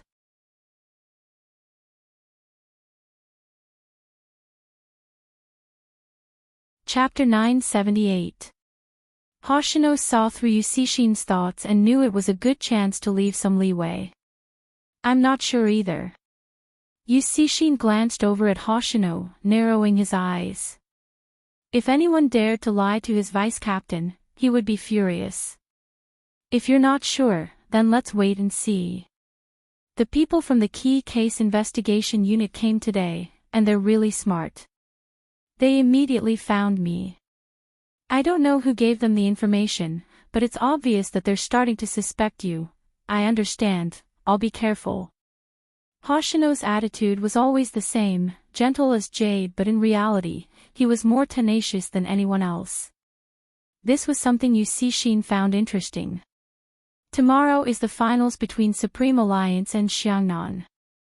As an international team, you and I will be there. We can study Spade Z. Yu Cixin said this because the Japanese would be up against either Xiangnan or Supreme Alliance. Regardless of which team won the finals, it would be difficult for them to fight against them. They wanted to see the difference between them, and the other reason was because he was still doubting Bojio's authenticity. Instead of looking at Hoshino and not being able to say anything, he might as well use this opportunity to ask the other party involved. That night was destined to be a sleepless one. Too many people were waiting for the finals. Lin Feng wasn't aware of the others. He laid on his bed, unable to fall asleep because he had seen something he shouldn't have. Hence, he stood up, preparing to stretch his limbs. Unexpectedly, while he was walking, he met a girl from the same school. The girl was walking with her dog, and Lin Feng followed her for a while.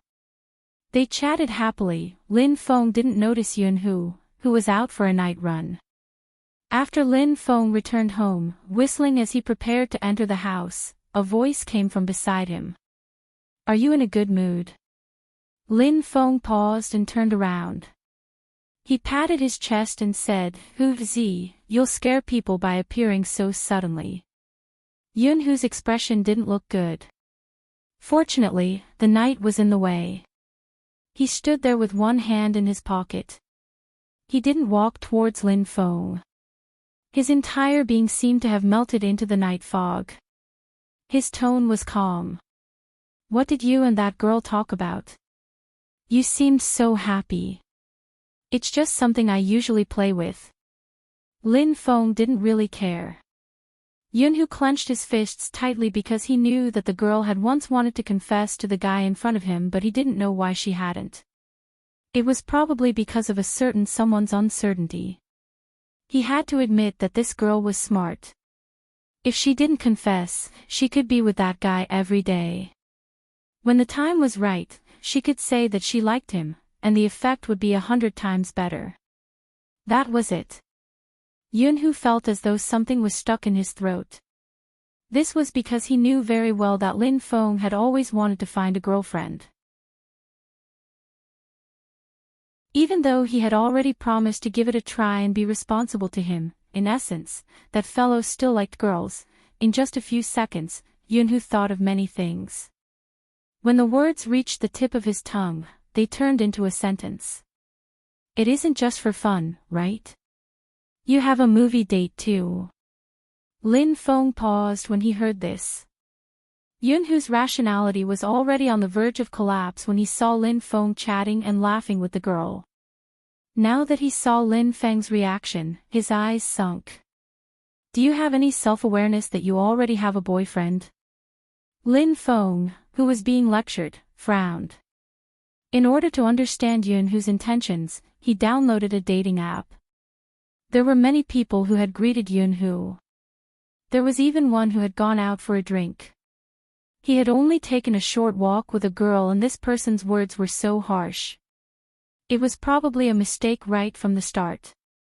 Lin Feng still couldn't get used to it. He raised his lids and looked at Yunhu. "Who? I saw the messages on your dating app.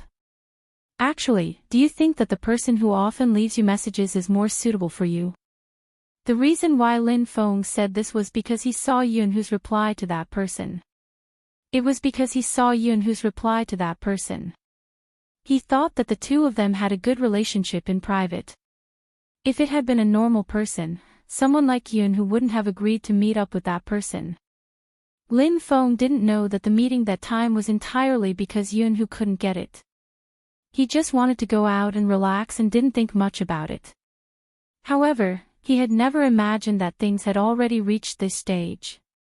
He still said that perhaps the other person was more suitable for him. He was pushing him away. He was the only one who cared about this relationship. As for Lin Feng, it was obvious that he was a straight man.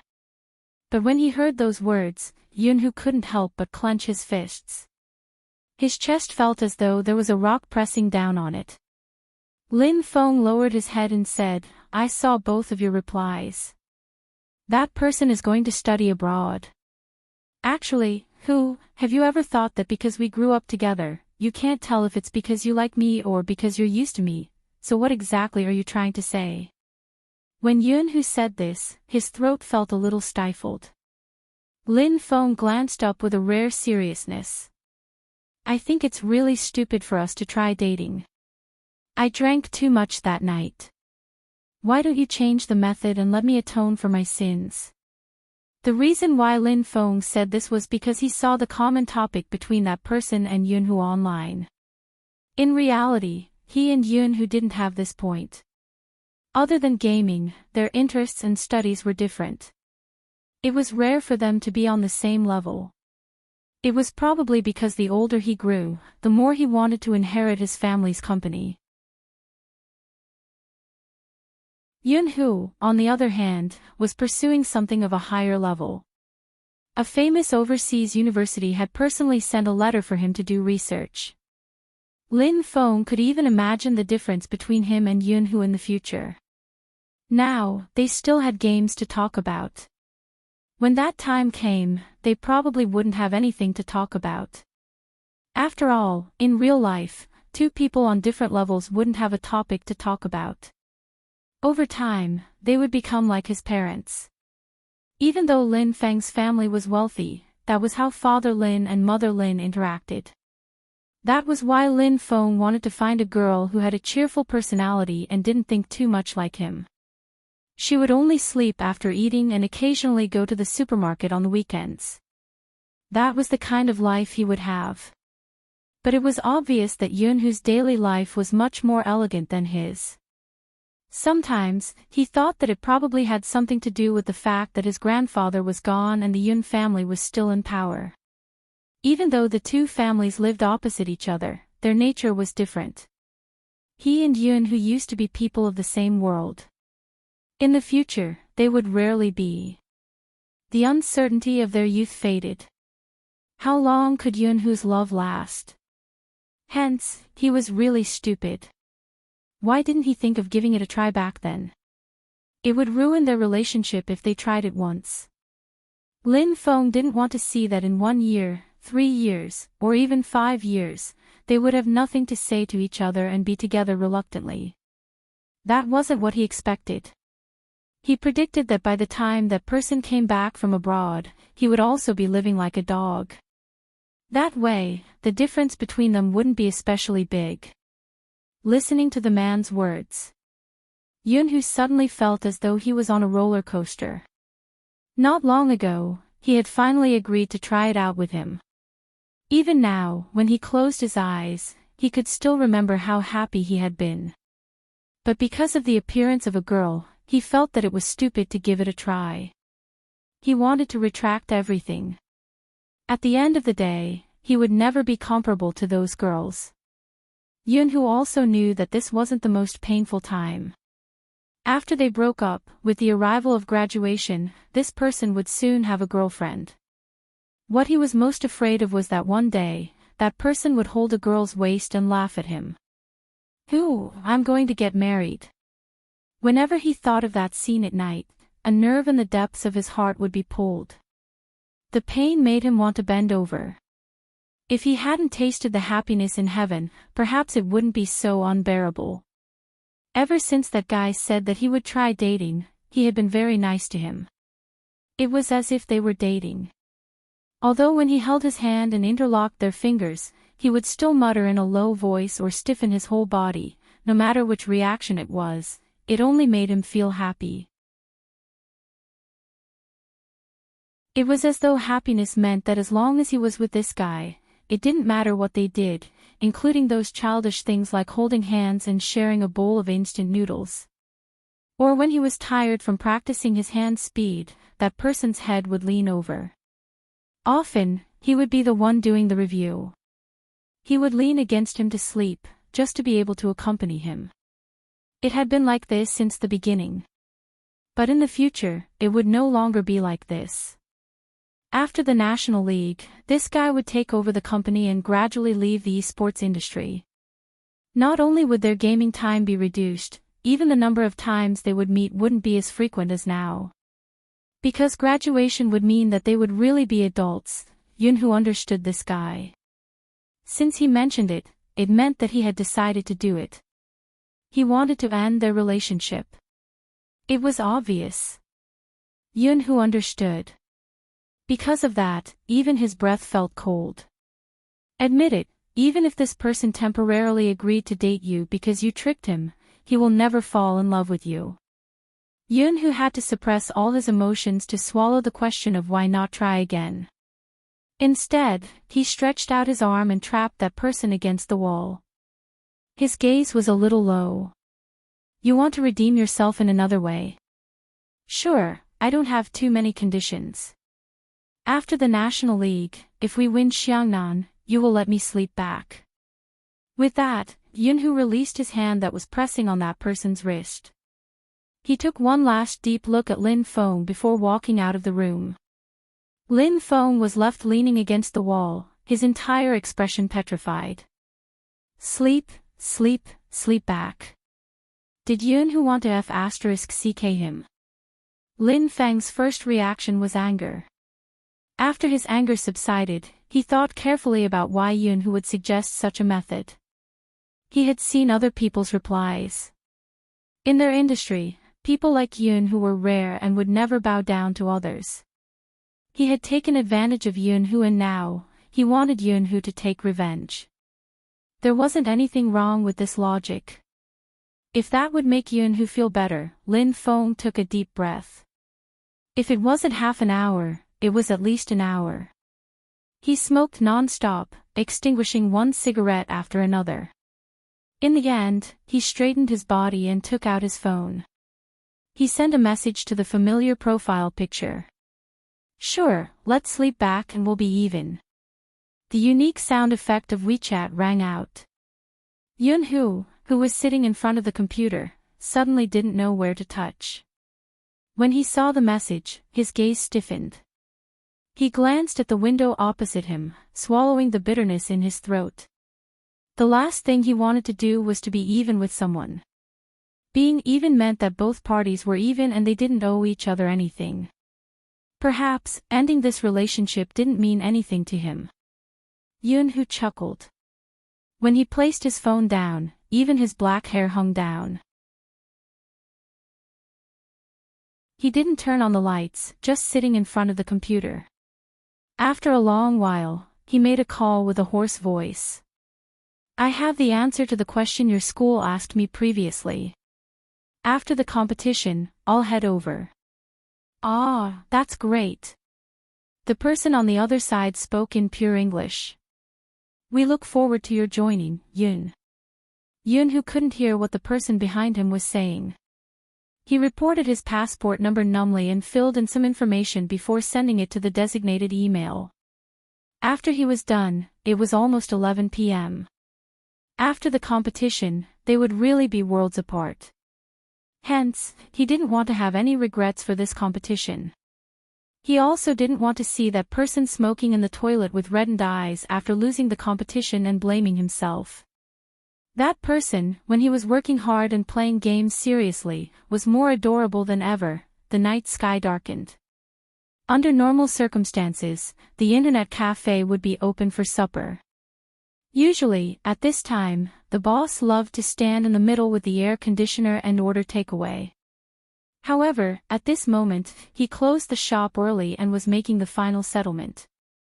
Before the customer left, he smiled. Tomorrow is the finals, right? Did you meet Xiangnan? Finally, you have to work hard, uncle. This was the fifth customer who said that. The customer wasn't a fan of Yin Weiyao. He held a cigarette in his mouth, changing his hand. I will. In the distance, there was a tall building that pierced through the clouds. The Feng family was on the top floor. Feng Yi sat on the sofa, finalizing the next day's schedule and the order of the fans' entrance. After hanging up, he tugged at his tie and saw his brother checking the things he needed to bring: the team uniform, the standard earpiece, and the wrist guard.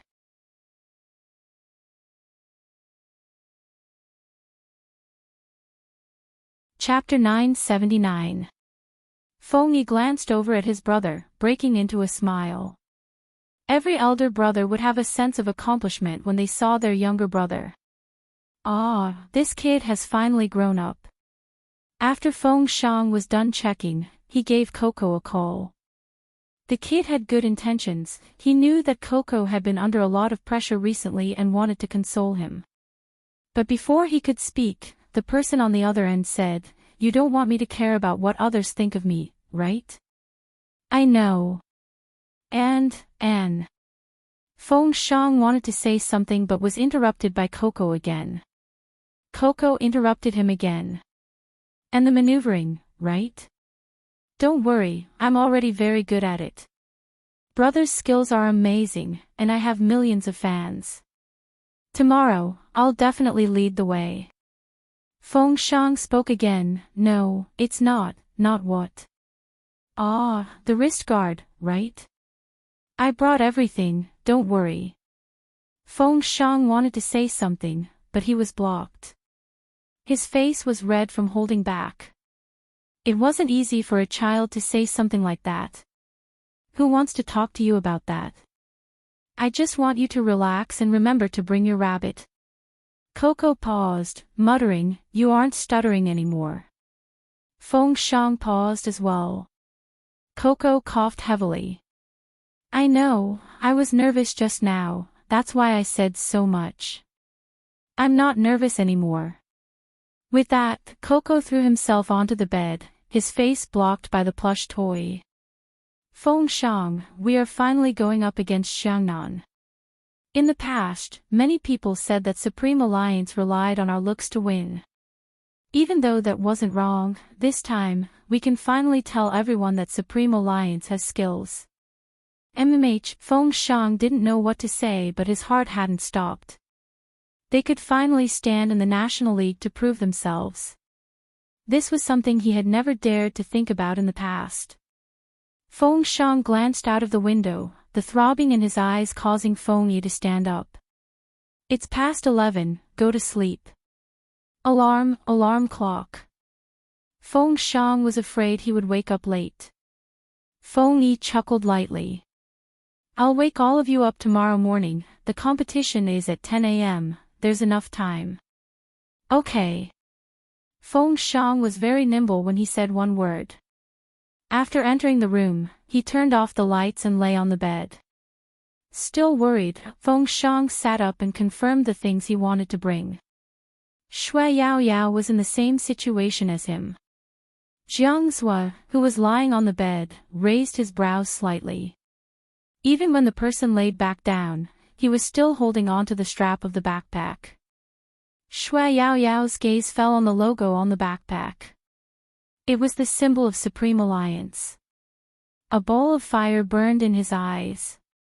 Shui Yaoyao pressed her hand on her heart, telling herself to have a good night's sleep so that she would be in a better condition for tomorrow's match. Paw. The dart hit an esports poster on the wall. That was the worst year Supreme Alliance had ever lost. Lin Feng still remembered that year. He really cried like a little bastard. It was not because of anything else, but because of the way the man lowered his head. In fact, if one thought about it carefully, when had that guy ever been so miserable? If only his mechanics had been a little better, a little smarter, a little more thoughtful. Perhaps he could hold on until the captain returned. The entire team's pressure was on Yunhu. But he didn't even share the burden. Lin Feng looked at the poster that he had shot. Then he jumped back and threw himself onto the bed. In real life, the gap between him and Yunhu was huge. In the game, he didn't want to be left behind too much. This was probably the last time they fought side by side. He didn't want to have any regrets. He wanted to win back all the glory from that year. He didn't want to be a burden to that person anymore.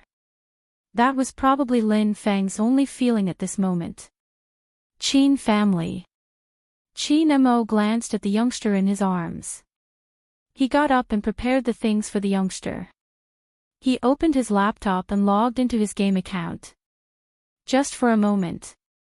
The world seemed to be boiling. There was a constant stream of messages. What's going on? Why is Almighty Qin online at this time? Is he too nervous before the match? That's possible. My Coco was a little distracted during the live stream today. He must be thinking about tomorrow's match. Who wouldn't be nervous if their opponent is Xiangnan? They didn't know that Qin Mo had come online to give someone a self-made silver gun. It should have been given to the youngster on the bed a few days ago, but due to recent events, it hadn't been given out. If Feng Yi had seen Qin Mo giving the silver gun to Bojo, he would have been shocked. The silver gun had a special meaning. It was a silver gun that Qin Mo had made when he had first started playing the game. Qin Mo would fuse any good material into it.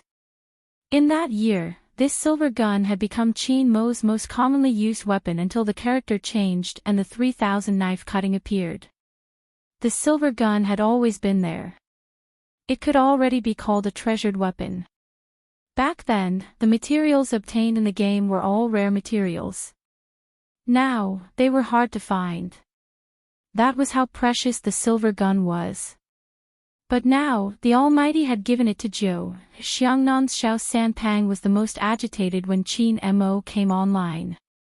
He typed in the Alliance's group chat.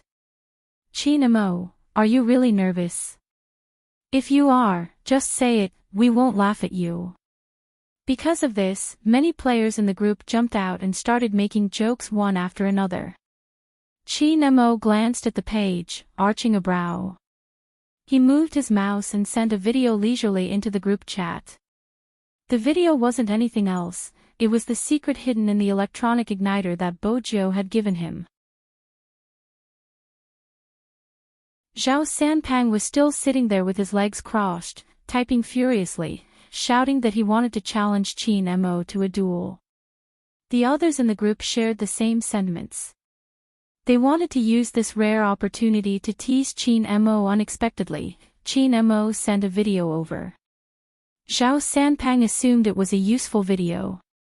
When he first opened it, he was watching it seriously. Towards the end, the corners of his mouth twitched. What the hell is this thing? Qin Mo and Little Spade's lovey-dovey clip. It wasn't just Xiao Sanpang, the others who opened the video, including the other teams, were forced to recommend the Mo and Zhou couple. Who said Qin Mo was nervous? If he came out, they wouldn't beat him to death. He wasn't nervous, he was even more shameless than usual. At this moment, Qin Mo typed a line of words. I'm looking at the present Spade gave me. Single people like you probably wouldn't understand. Everyone knew that Xiao Sanpang's greatest pain was not having a partner. Qin Mo's words caused Xiao Sanpang to go offline in tears. He turned towards the person beside him. Captain, I would like to request to keep a close eye on Qin Mo tomorrow. There's no need. Almighty Xiao stood up. Supreme Alliance has a fatal weakness, it is now showing. Xiao Sanpang was confused. Weakness? Where is it?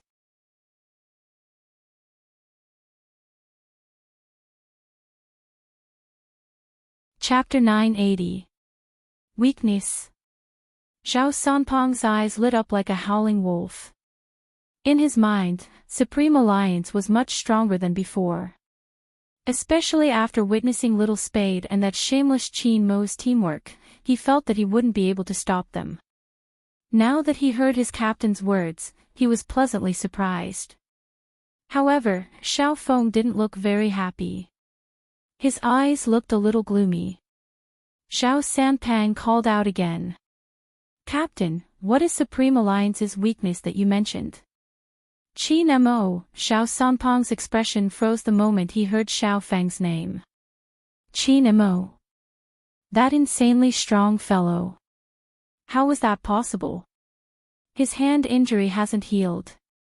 Xiao Feng stood up, his eyes fixed on Xiao Sanpang. I'm 100% sure now. Xiao Sanpang opened his mouth with difficulty. But the teamwork between him and Little Spade was clearly incredible. In a 2v2, no one would be able to stop them.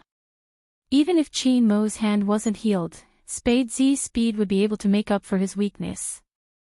Xiao Feng pointed at the map on the screen. Even though this is a siege game, the location isn't fixed. In the past, no one dared to enter Supreme Alliance's jungle because if they weren't careful, they would be killed. But now, it's different. Supreme Alliance wants to defeat us, so they have to drag the competition to the team battle. It's all about teamwork and coordination in the middle and jungle. Supreme Alliance's sorcerer is a newbie. Even though he's skilled, his awareness isn't enough to keep up with Qin Mo's pace. Spade Z won't always be by Qin Mo's side. A wandering hero would be useless if he's restrained. After listening to his captain's analysis, Xiao Sanpang forgot what he wanted to say. He was well aware of his captain's ability. It wasn't just him. Almost everyone knew that their captain had an exceptional ability to make judgments. This was also why people often compared Qin Mo to their captain.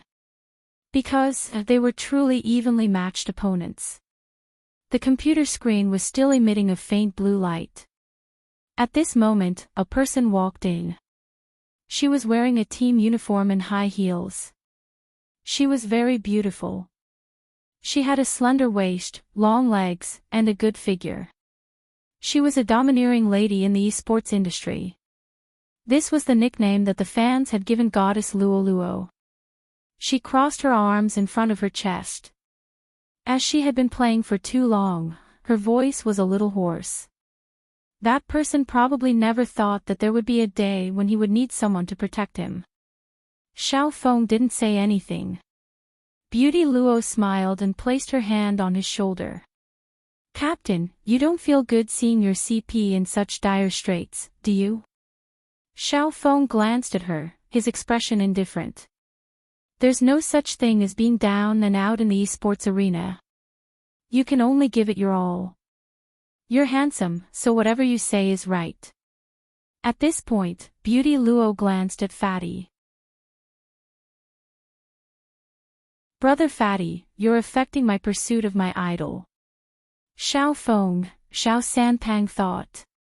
Damn it, I've been attacked by 2 public displays of affection in one night. These people are inhumane. I thought your idol was Spade Z. Xiao Feng glanced at his subordinate. Beauty Luo smiled. I like him too. Playing esports allows you to gather countless male idols. In the past, I liked Qin Mo the most. His abstinence, TSK, no wonder he was pushed down by Spade Z. He was already at the door, but when he heard this, he turned abruptly. What did you say? Qin Mo is the one at the bottom. F***CK, Little Spade is good. He's manly. That's why you can't look down on my brother Spade, Beauty Luo reminded him. Xiao Sanpang arched a brow. Don't worry, someone is restraining him. Beauty Luo chuckled lightly. That's good, we can finally compete with Supreme Alliance openly. Qin Mo once attacked the 3 of us alone. Isn't it time to get back at him?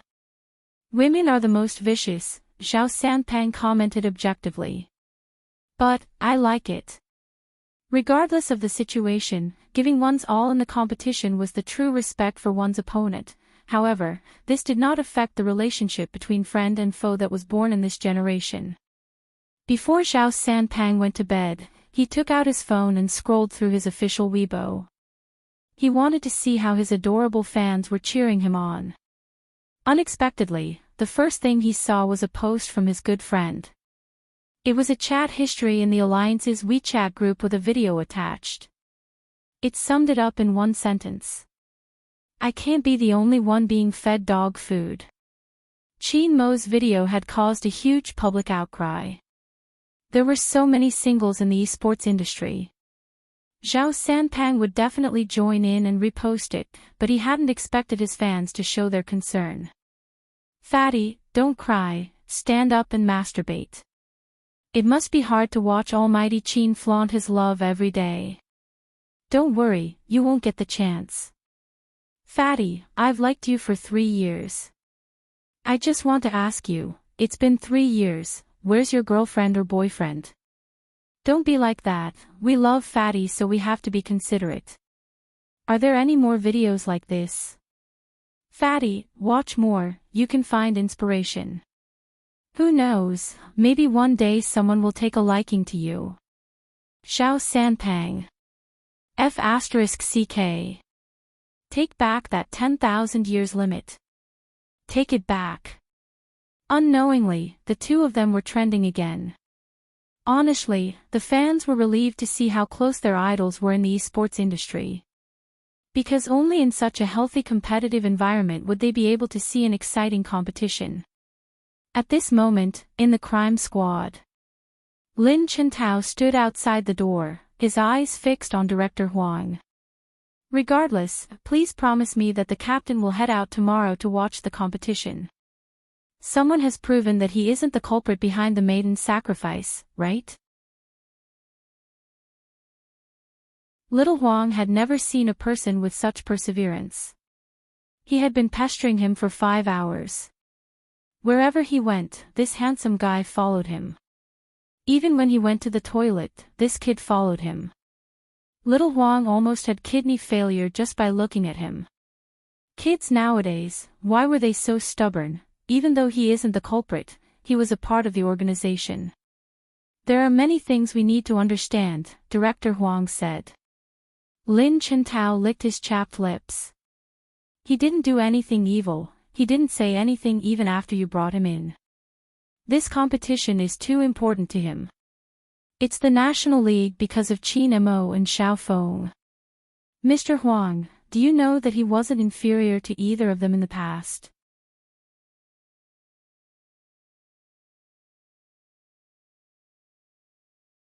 Chapter 981. Director Huang didn't know much about esports, but when he saw Lin Chintao's pleading eyes, he hesitated. Rao Rong couldn't leave the crime squad, he was the only one who knew the murderer's background and rough appearance. Besides, Rao Rong was in danger, the murderer might kill him to silence him. Bringing him out of the crime squad was the best way to explain the situation. Right at this moment, an off-road vehicle that didn't belong to the military stopped quietly beside him. 2 special forces soldiers in camouflage uniforms hopped out. Director Huang was stunned when he saw their faces.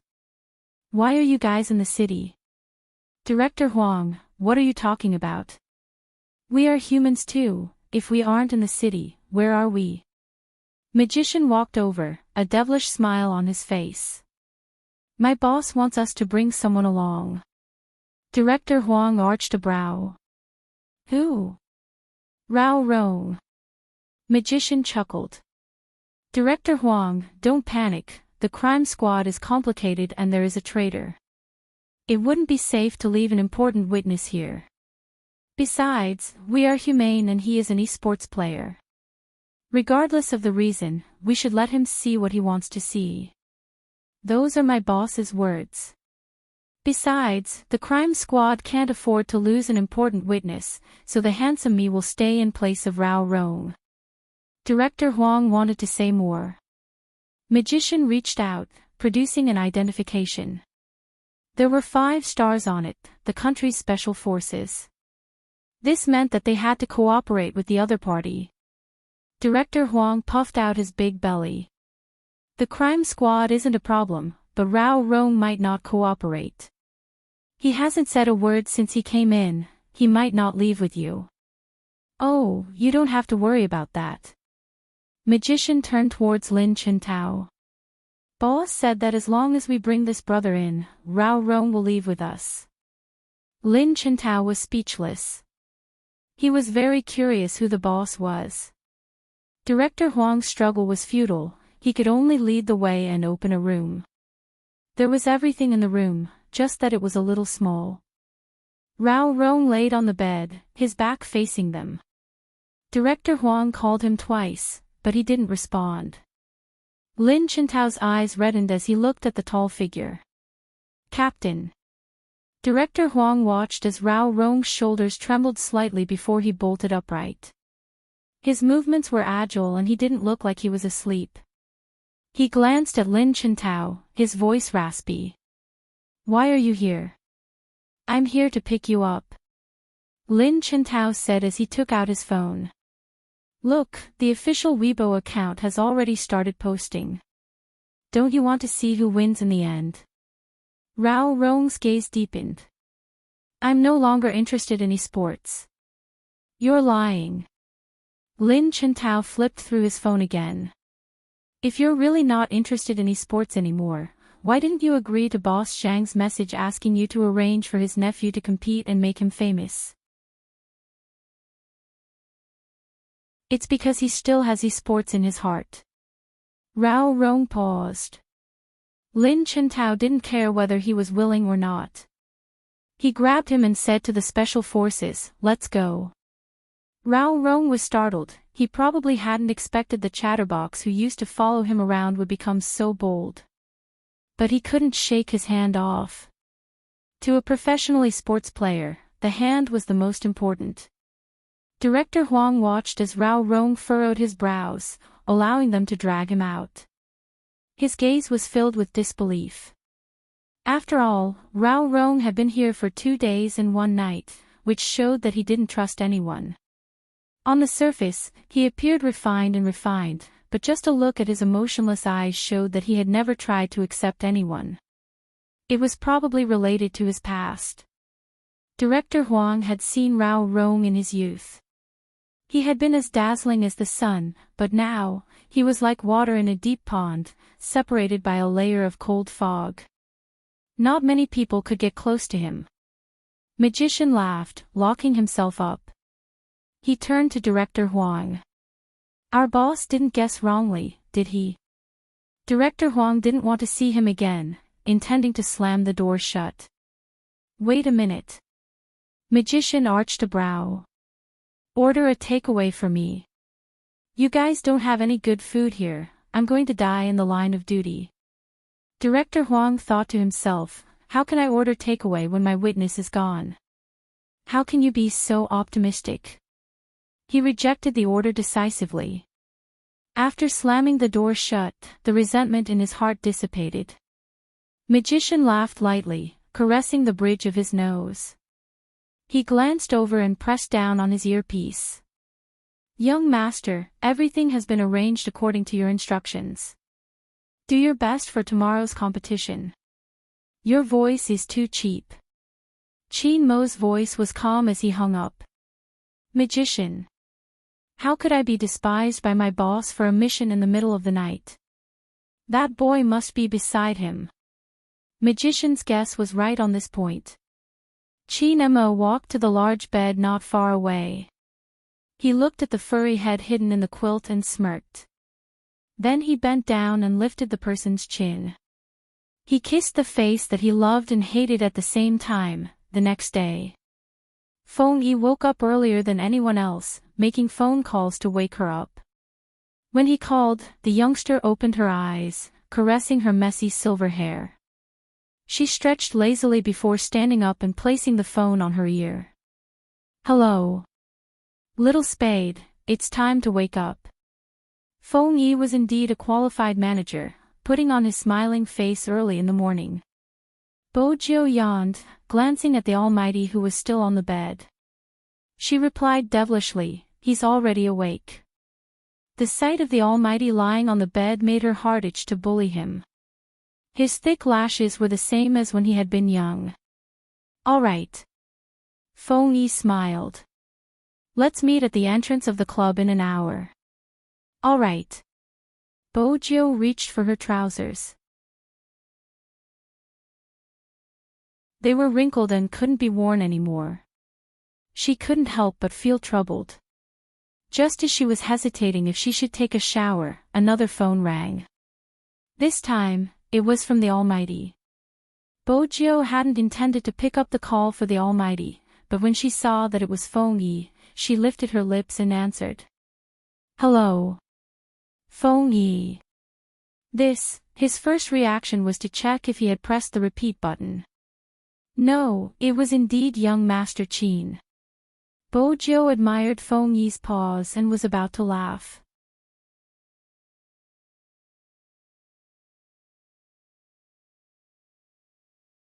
Chapter 982. Bojo didn't react. On the other end of the line, Feng Yi's lips started to twitch. Bastard! He had been fed a huge mouthful of dog food so early in the morning. This world. Feng Yi didn't want to say anything else and hung up decisively. Bojo heard the busy tone and glanced over. Brother Mo, you seem to have frightened her. Qin Mo arched a brow, sweeping the screen before reaching for his phone. Just as he was about to reach for it, the person in his arms pushed him into the blanket. Qin Mo's fingers stilled, watching the silver-haired youngster with bright eyes and a smile on her face. That furry head and two tufts of hair arched up like two ears. The more he looked at it, the more it looked like his cat. All it lacked was a tail behind it that could be wagged here and there. But after a night of sleep, she had become bolder. What are you doing? Qin Mo allowed the youngster to press against his chest, his elegant and handsome face unchanged. Bojo didn't intend to do anything, she just stared at the Almighty who had just woken up. She wanted to pounce on him. Her childhood habits were rather harmful and she couldn't restrain herself. If it was any other day, I would be at your mercy, but not today. Qin Mo removed her hand, his tone calm as though he was talking to Princess. Go wash up, don't be so ferocious early in the morning.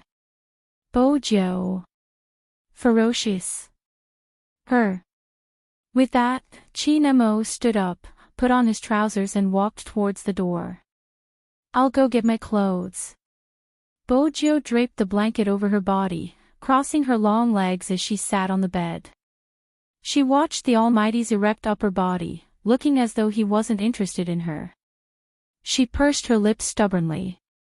The princess arrogantly strolled back and forth in front of her, as if saying, You've finally been abandoned by your master. Bojo arched a brow, tugging on Princess's tail. Even if she couldn't handle the Almighty, she could still handle a cat. When Qin Mo took the uniform from Madame Zhang, the image of the youngster pouncing on him was still fresh in his mind. For some reason, he felt that this scene was very familiar. Qin Mo didn't know if it was because he liked her too much that he kept thinking about her when she was young. As usual, Auntie Zhang made a Chinese-style breakfast that both of them liked. It was very nutritious. He didn't eat much as most of it went into her stomach. Before he left, he pulled her over, reaching out to pull her collar up, covering her neck. That was when Bojo noticed the hickeys, her ears burning. But she also noticed that every time the Almighty tidied her clothes, his side profile would always be gentle. It seemed like he had been like this since he was young. What do you mean you've been like this since you were young? Qin Mo glanced sideways at the youngster's face, his brows furrowing slightly. Bojo didn't expect to blurt out the words she wanted to say. She tilted her head and asked, Are you trying to say that Brother Mo has always been good at dressing people? I didn't wear it for anyone. Qin Mo retracted his hand and looked at the youngster with it in his pocket. Bojo didn't say anything. She thought to herself, where did the little puppy who liked to help her put on clothes come from? Of course, she wouldn't tell the Almighty that. At this moment, Qin Mo suddenly asked, Speaking of which, did we meet when we were young?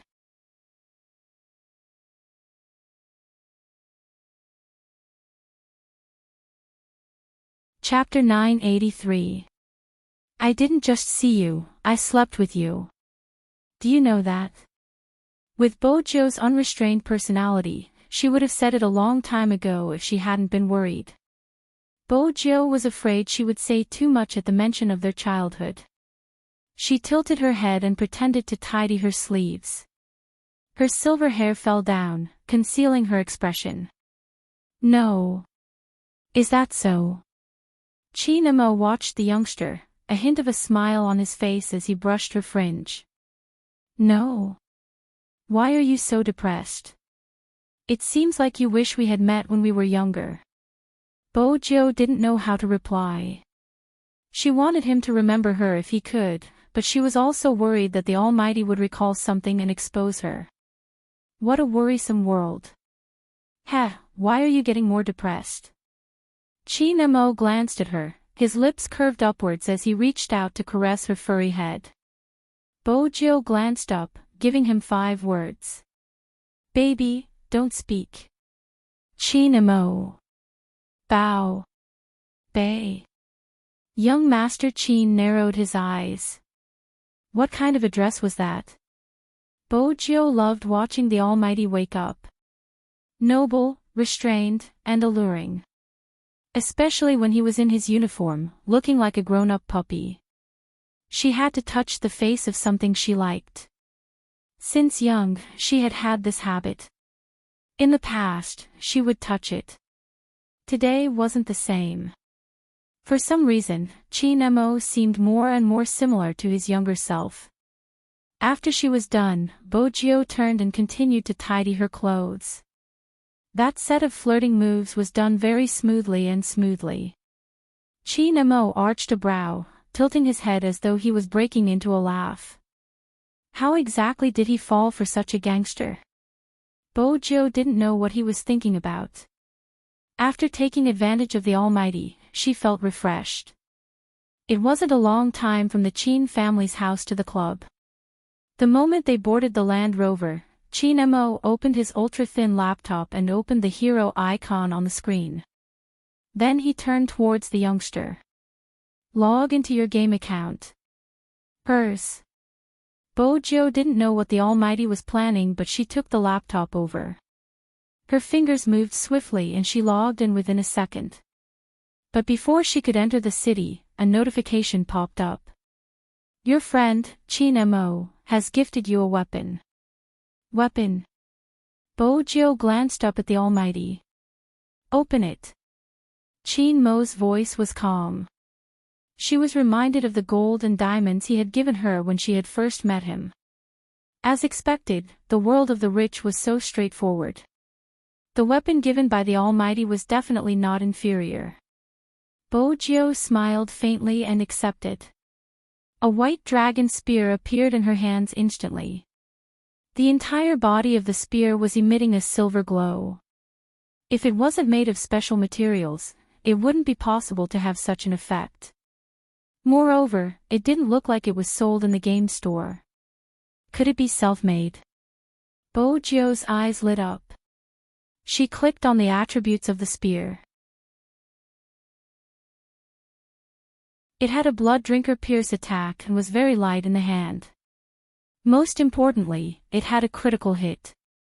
Such a spear was simply a weapon specially made for assassins. You will be in charge of today's competition. Chinemo looked at the youngster, his eyes as deep as the sea. Bojo frowned. She wanted to ask why he wasn't the one leading. Wasn't Xiangnan's captain their archenemy? They even formed a couple. Archenemies formed a couple. If she had the chance, she would have to educate her fans that they shouldn't form a couple so casually. Unfortunately, before she could speak, the Almighty reached out and tapped the time on the laptop screen. His voice was calm. You have 15 minutes to familiarize yourself with the weapon.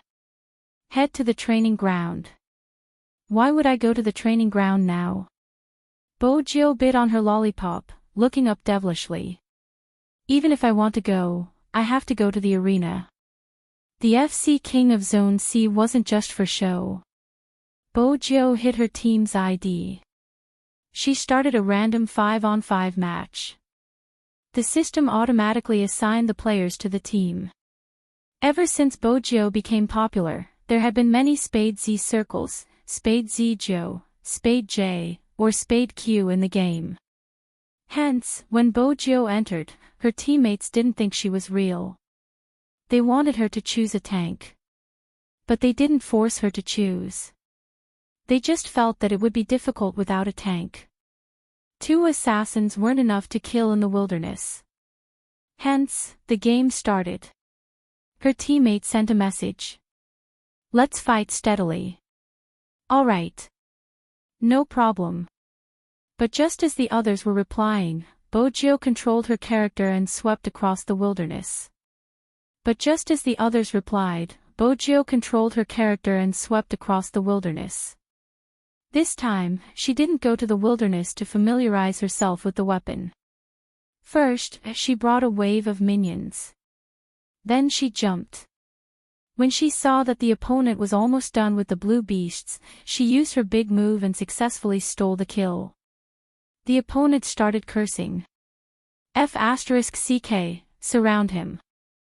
It had to be said that the opponent wasn't bad. The moment Bojo went to the wilderness, the sorcerer and the bottom lane immediately supported her. The three of them trapped Bojo in the middle. At this moment, Bojo paused in the bushes. When she used her big move, she used another move and jumped over the tower. When she reached the red beasts, her eyes lit up. Brother Mo, this gun kills the beasts quickly. Killing beasts quickly meant that her attack was strong. In addition, she had the ability to drink blood. Bojo, who had been at half HP, was back to full HP after killing the opponent's wilderness. At this moment, the other three chased after her, scolding, "The opponent, aren't you shameless? What's so shameless about stealing the kill?" Bojo didn't forget to type as she danced. This was her usual style of gaming. This is a strategy. F***ck your strategy. After the explosion, they sprinted over but they couldn't even see her. Where is she? Beside her. No one knew who shouted. Then, he heard a sound coming from the game. KO. First kill. After Bojo's HP was full, she turned and used a big move to kill the opponent's main attacker.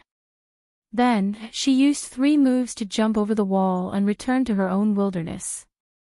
Her teammates were dumbfounded. She killed someone so quickly. That wasn't the end. After a wave of beasts, she moved to the bottom lane and another KO. She was leading the way so quickly. Everyone was in a daze. It was a 5v5. After 5 minutes, the opponent felt that there was nothing left for him to live for. It was a 10-2 loss. He was pushed out of the city and decided to take a headshot. The youngster looked at the victory sign on the screen. She lifted her head and smiled. Brother Mo, this spear isn't bad. More importantly, the person using it is handsome. Even the spear looks valiant. Chin Mo didn't reply. He reached out and pinched the youngster's face. His thin lips were arched upwards. It was a beautiful sight. But the playfulness in his eyes was still there. It seemed to be saying, "Why are you so thick-skinned?" Bojo didn't reply. She liked the gift the Almighty had given her. She looked left and right and clicked on the white dragon spear's attributes. She looked at it for about 3 minutes before keeping it. Bojo was smart. She could guess the time the spear had been made. She had seen the Almighty's videos in the past. At that time, the Almighty had used this white dragon spear. It was because she knew how handsome he had been back then. His nimble movements. His explosive attacks. No one dared to get close to the silver spear. That was the real Chin Mo. Now, the spear was in her hands. She couldn't embarrass herself. It was time to win back all the pride she had lost. The National League. It was being broadcasted online and offline. The number of fans wasn't any lesser than when a superstar held a concert. Even before the contestants entered the stadium, there were more than 10 media outlets at the scene. This time, the 3-dimensional LCD screen was not only on the inside of the arena, but also on the largest advertising space in the square. It was broadcasting this match. Needless to say, it was being broadcasted live in all the internet cafes. For everyone who played the game. It was a grand occasion. Melon seeds, peanuts, cola and chips were prepared. Everyone stopped playing and looked at the screen hanging in the middle of the internet cafes. The bustling scene wasn't inferior to the World Cup in the past. There were waves of topics on Weibo. It could be said that today, there wasn't anyone more popular than the word Supreme Alliance of Xiangnan. Now, many people understood that esports was similar to other sports. Indomitable and never giving up. That was the spirit of esports. The two shoutcasters were already in place. This time, the shoutcasters were experienced in international esports. As they sat there, the fans in the stadium stretched their necks. They knew that once the shoutcasters were in place, it would be time for the players to enter the stadium. Prepare for the crew.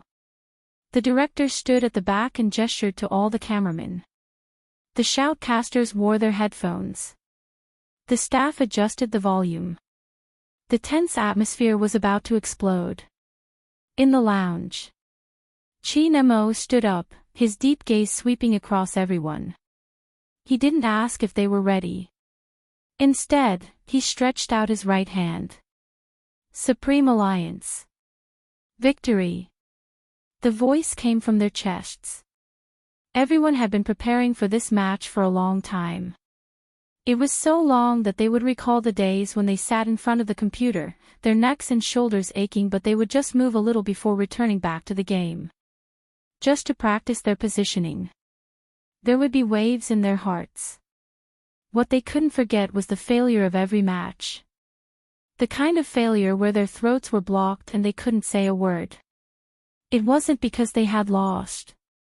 But when they saw the arrogant person beside them lowering his head and clenching his fists unwillingly, their hearts would clench. They wanted to be number one. At that moment, they had an unparalleled desire to win. It was probably because if they won, they would be able to see the radiant smile of the person they cared about again. How they wished that the person they loved could maintain the appearance of a youngster forever. Even after going through so much, their original intentions wouldn't change. Perhaps this was the reason why they were so obsessed with winning. To leave the deepest memory in that person's life. His failure, you know. His glory, you will win together. Let's go. The two faint words brought a sharp gust of wind. Chi Nemo was still at the front. When he walked out of the archway, all the lights were focused on him. The next moment, the other members of Supreme Alliance lined up and walked over. Their black uniforms, uniform badges, and their heaven-defying looks gave them an aura. Bojo was the most outstanding. The fans of Spade were stunned when they saw their idol. They didn't know where the youngster found a black headband. She swept her silver hair back and tied it onto the headband, accentuating her exquisite features. She was as cool as a little prince. The girls lost control, their screams seemingly able to tear the roof apart. He looks so handsome with the headband. It probably isn't because of his looks, but because his hair doesn't cover his eyes when he is gaming. The effects aren't important, don't you think he's so handsome? The enthusiastic response made the cameraman take a shot of the youngster. He was indeed handsome. The esports players of this year were really impactful. Next, let's welcome the ace team that has been the national champion for 3 consecutive years, Xiangnan. When the host said the 2 words Xiangnan, an even louder cheer came from the audience. The lights gathered and there were countless spots of light. Xiao Jing walked out from the other archway with his team. Beauty Luo and Zhao Sanpang stood on his left and right. Not to mention the fact that any one of them was a top-tier player. Some wore spectacles, some were silent. But it was undeniable. The aura that Xiangnan brought out was always different, it wouldn't be replaced by any other team. Perhaps this was the existence of the champion team, they wouldn't be defeated by their looks. For example, Zhao Sanpang, the sight of him carrying his keyboard was enough to make one's blood boil. Xiangnan. Zhao Sanpang picked up his keyboard, waving his arm. The crowd cheered instantly.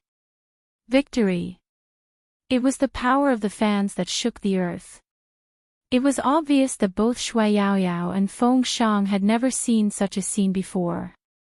After hearing the audience's voices, they couldn't help but turn their heads to look over. Feng Yi looked at them, not bothering to hide Xiangnan's strength. This is Xiangnan, you have to get used to their popularity and forget about the voices before you can think about how to compete. You have seen the matches between Xiangnan and the other teams, the 1v1 is used by them to groom the newcomers. In the past few matches, they didn't even use their strongest formation. You have to force them to use their strongest formation for this match to truly begin. Bo Jiu picked up the mineral water, tilted her head back and took a sip. She asked, 1v1 for newbies. Who should we send? We'll send a newcomer too. Qin Mo said faintly, Feng Shang. Feng Shang stilled, his fingers trembling slightly, but he didn't panic. A month ago, his captain had spoken to him. They had just entered the regional competition.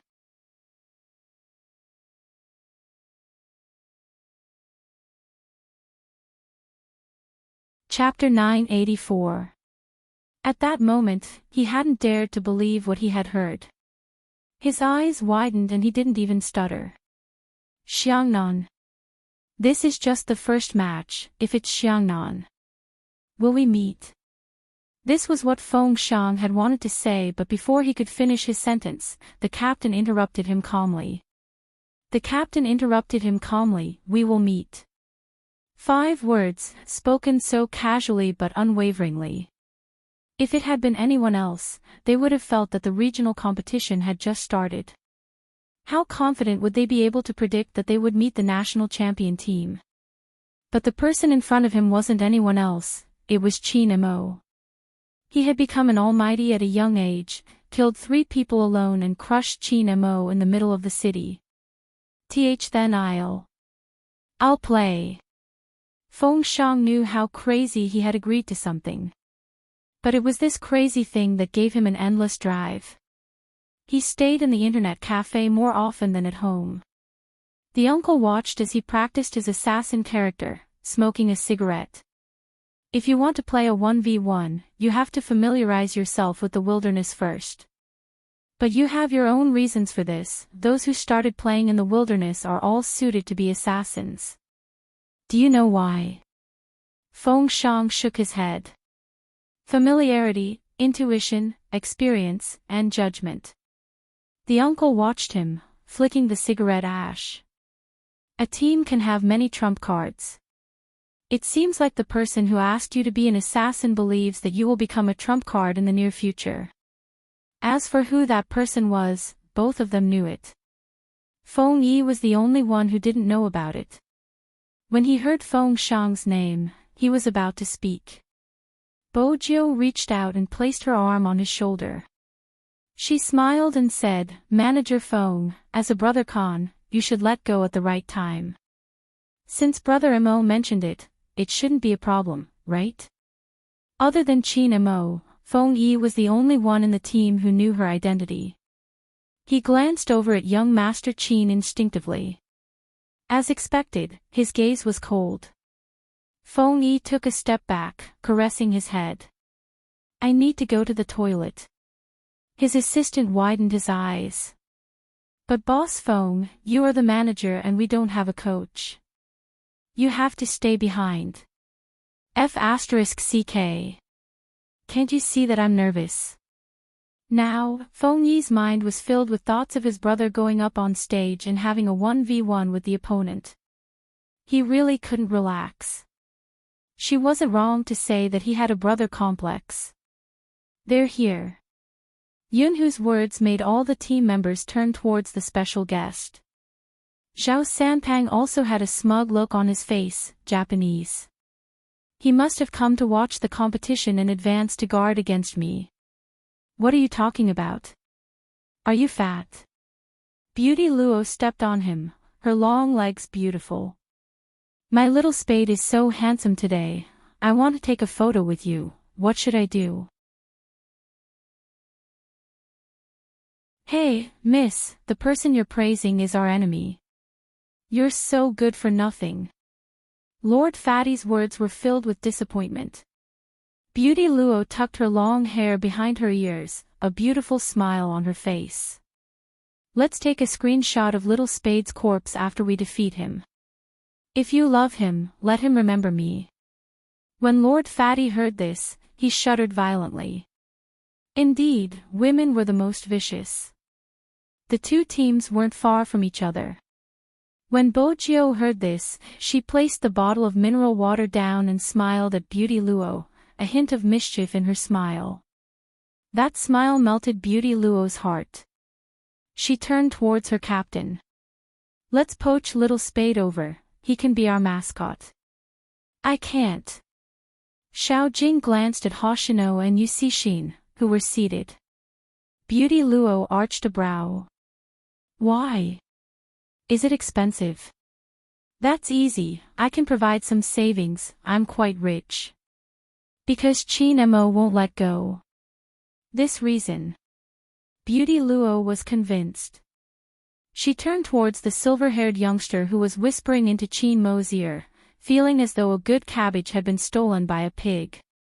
It seemed like the appearance of the Japanese wasn't as dazzling as her almighty. But it was different for the audience. The screams rose by a few decibels. What did I just see? Hoshino and Axin. I heard rumors that the Japanese would be the special guests. Even though I was mentally prepared, I never expected the two of them to appear. Gosh! They are the world champions. Godly maneuvers, devilish face, Yu Cixin. When the words left his mouth, the host of the live stream interviewed the analysis expert on Weibo. This time, the Japanese specially sent two godly players to watch the National League. Why do you think so? The person laughed lightly. It's simple, it's for Xiangnan. This year, Xiangnan has recruited many talented players and the Japanese want to see how strong they are. You are wrong, based on what I know, players like Hoshino and Yu Cixin won't listen to anyone's orders. Rather than saying that they were sent, it would be more accurate to say that they wanted to watch.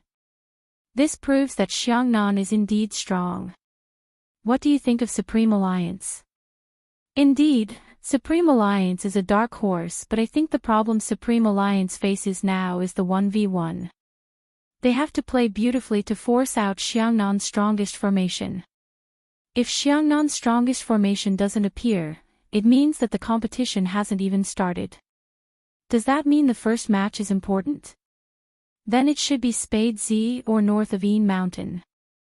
After all, these two players are very outstanding in individual battles, especially Spade Z. With the abilities of the newcomer king, he should be able to play the first match beautifully. What do you think?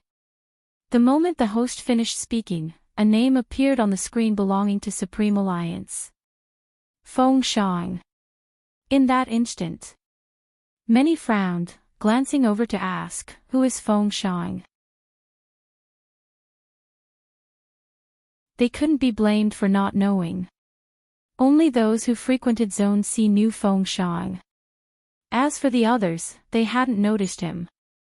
In the past competitions, Feng Shang had always participated as a newbie and didn't have much of a presence. Hence, when he was singled out, there were doubts. Under these gazes, Feng Shang clenched his fists and stood up from his seat. Dressed in his combat uniform, he walked to the center of the room and reached out to take off his black headset. Shui Yaoyao looked at his back view, and her heart felt like it was filled with something. Because she knew that Feng Shang was the same type of person as her. In the past, they had been afraid of everything in this world, as ordinary as they could be. Now, Feng Shang was able to sit firmly under such gazes, lifting his lids to give her a smile.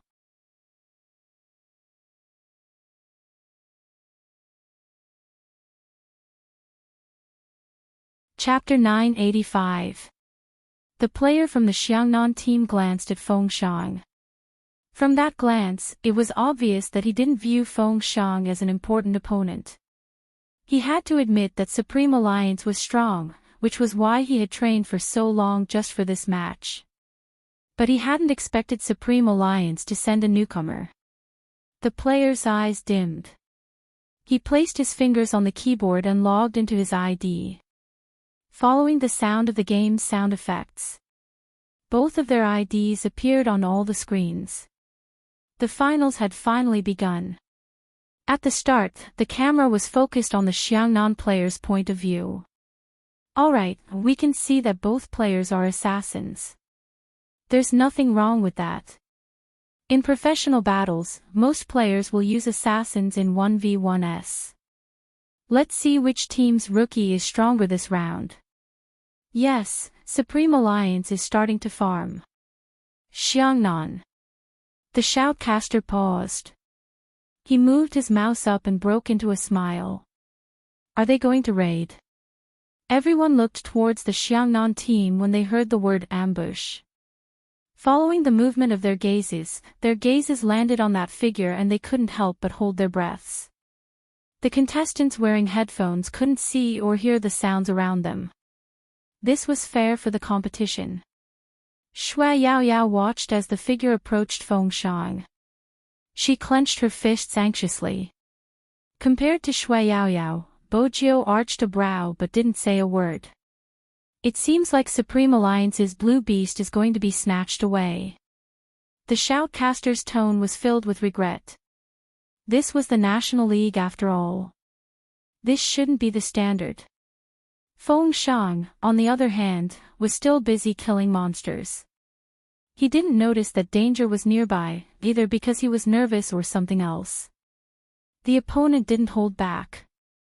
With a wild punishment, he successfully snatched away Supreme Alliance's blue beast.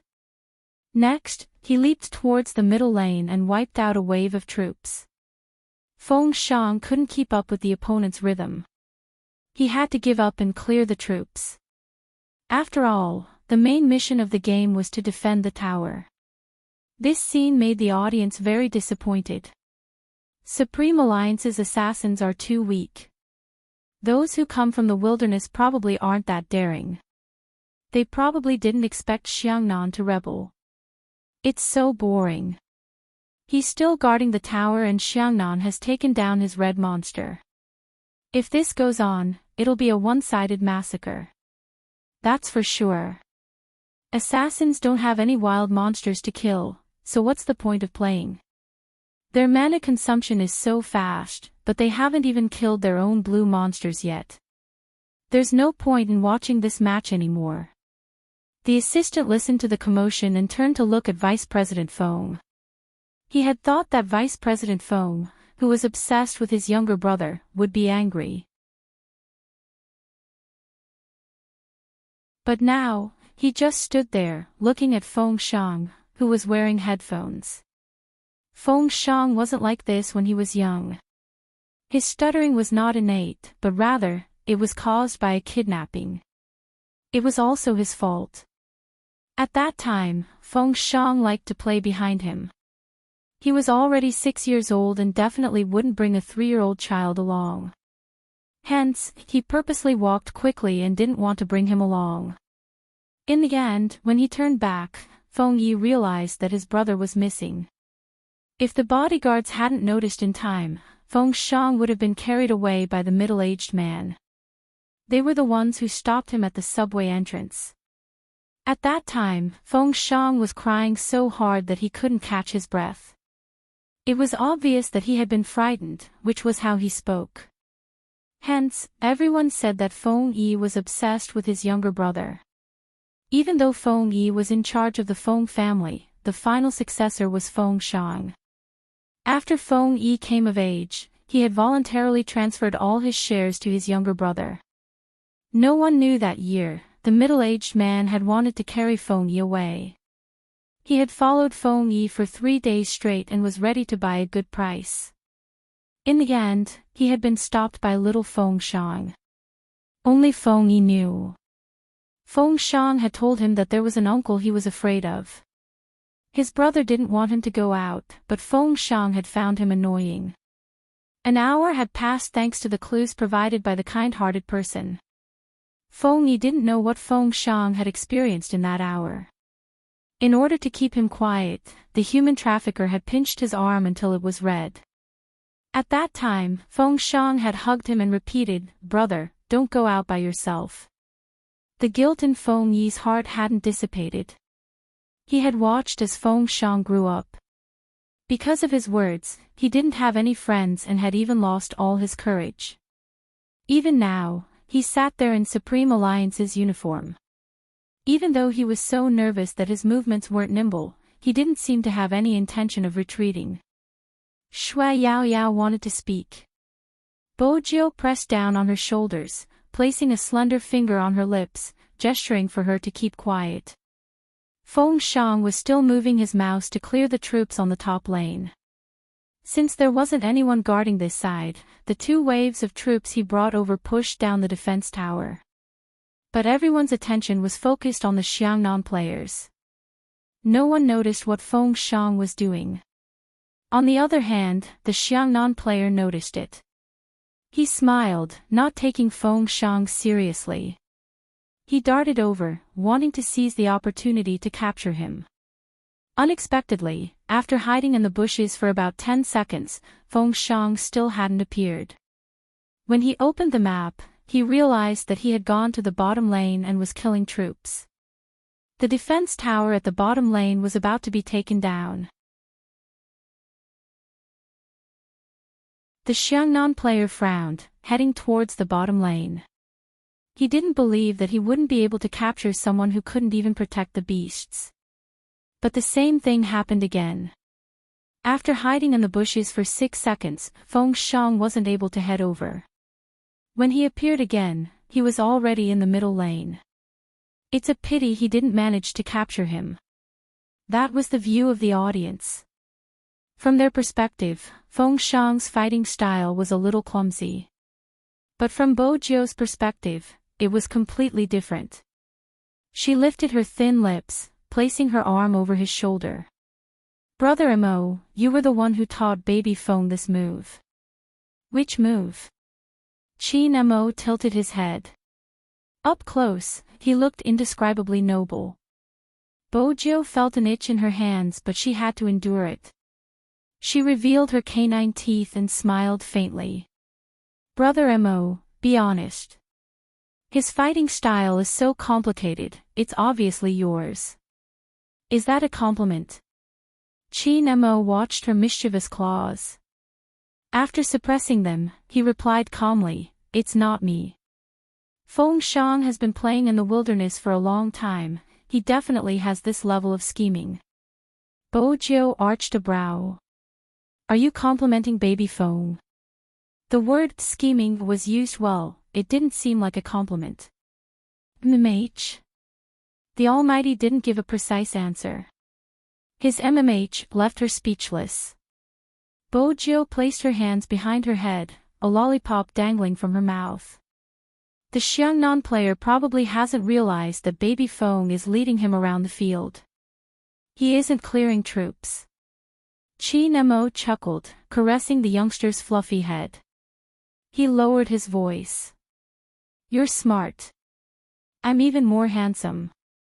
Bojiu replied in a carefree manner. Talent and looks coexist. Lin Feng only wanted to change his seat as he listened. This was the National League.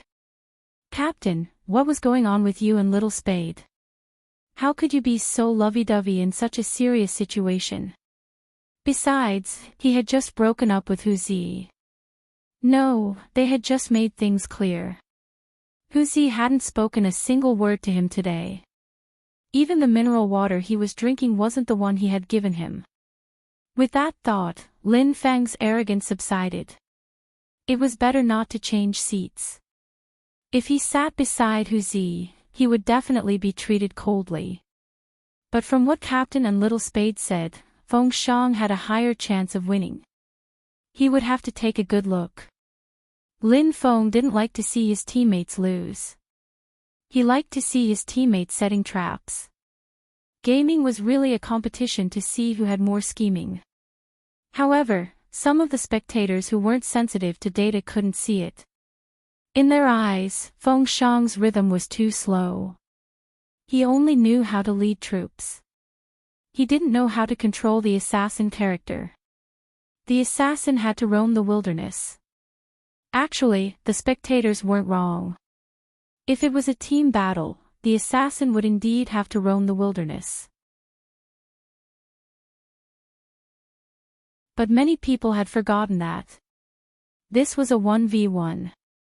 Besides, this was a siege game. This time, he should be caught. Indeed, he was caught. The Xiangnan player had managed to bring Feng Shang down to critical health. His maneuvers were beautiful and his movements were swift. If Feng Shang hadn't returned to the tower in time to heal, he would have lost his first life. But at this moment, the Xiangnan player suddenly requested for an outside guidance. It wasn't Supreme Alliance but Xiangnan. The spectators couldn't believe the words that appeared on the screen. What's going on? Isn't the situation in Xiangnan doing well? They're just short of attacking Supreme Alliance. Why did they request for an outside guidance? I'm not sure. Everyone was confused. Why did he have to interrupt such a good rhythm? They weren't the only ones confused. Even the Xiangnan player couldn't understand why their captain had to interrupt him. But there was a type of person who was born to be a leader. Xiao Jing sat there. As the third generation of the Red Army, he exuded an aura that couldn't be ignored. His voice was calm and after the call connected, he asked, "Do you know how many towers you have lost?" The Xiangnan player froze, glancing up at the map. The other party had already destroyed 2 of his towers and now, half of the towers in the middle lane were gone. Open the page and take a look at your finances. This was Xiao Jing's second sentence. The Xiangnan player switched swiftly. When he saw the string of numbers, he tightened his grip on the mouse. He has much more than me. Do you know what to do? Xiao Jing's voice was emotionless. The Xiangnan player replied immediately, "I underestimated him, Captain. My advantage is in taking the beasts. For the next match, I will clear the beasts and attack the tower at the same time. I won't be led around by him."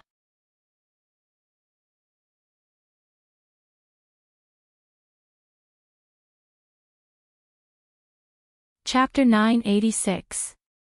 That was right, 3 years. How many 3 years were there in life? I understand, Captain. That person moved his fingers, switching to a different page, heading to the bottom of the tower to clear the troops. Feng Shang realized that this person's strategy was different from before. It seemed like his strategy had been seen through. Xiangnan wasn't easy to deal with. Xiao Jing looks rather decent but he's full of evil tricks. Baby Feng hasn't done anything yet, how did he discover it? Lin Feng reached out, watching as the person was about to fall into the trap. That was the logic of losing a prey that was already in his mouth. As mentioned before, the 2 teams weren't far apart. Xiao Jing and Xiao Sanpang heard Lin Feng's words. He turned his head and was about to argue. Beauty Lin, if we are talking about evil tricks, it should be Qin Mo. Who taught your newcomer that trick? It's definitely Qin Mo. He. Help me tell him that in front of our captain, his tricks are useless. Lin Feng didn't hear anything but the word beauty. He pointed at Xiao Sanpang and laughed coldly. Don't leave after the competition. Xiao Sanpang would definitely reply, I'm so handsome, I'm not afraid of you. Fine, I won't leave. Unexpectedly, Almighty Fatty harumphed. I'm leaving, don't even think about beating me up. Bojo. This, Beauty Luo felt embarrassed when she heard their conversation. She held her forehead silently. They had been in the esports industry for a long time after all and were familiar with each other. Back then, Zhao Sanpang had indeed thought that Lin Feng was as beautiful as a fairy and had wanted to push his shoulders. In the end, he had been thrown over his shoulder, almost losing his life. But at this moment, they were still in the competition. Could their habit of quarreling be used in the competition? If you're afraid, just say it. Young Master Lin leaned back. Zhao Sanpang stretched his neck. Who's afraid? Come over now. There would be no end to this. Qi Nemo was one of the members sitting in between them. He frowned and said faintly, "The camera is over here." The two of them instantly changed their posture. There was no need to talk about how upright Lin Feng was. Zhao Sanpang's serious expression as he caressed his chin. "MMH, the newcomer from Supreme Alliance isn't bad." Bojo. His expression changed too quickly. The existence of the camera was valuable. But the strongest was still the Almighty. Bojo glanced at the two Almighties who were still posing before turning back to the camera that wasn't moving. It couldn't be filming her. Since it wasn't moving, it was probably filming the shoutcaster. Indeed, they were filming the shoutcaster. After all, the audience didn't understand why Xiangnan suddenly requested for guidance. After the live commentator's explanation, the people's gazes on Feng Shang had clearly changed. Feng Yi heard the commentary as well. The corners of his mouth curled up, even his eyes were smiling. This was the first time the assistant had seen their Vice President Feng so young. Their Vice President Feng was known as the Smiling Prince. No matter what, no one could tell his true emotions. His fox-like personality was most suitable for dealing with people in the business world. But today, President Feng really smiled. The audience, who felt that the match was boring, held their breaths and looked at the screen. That was because Feng Shang's fighting style had changed.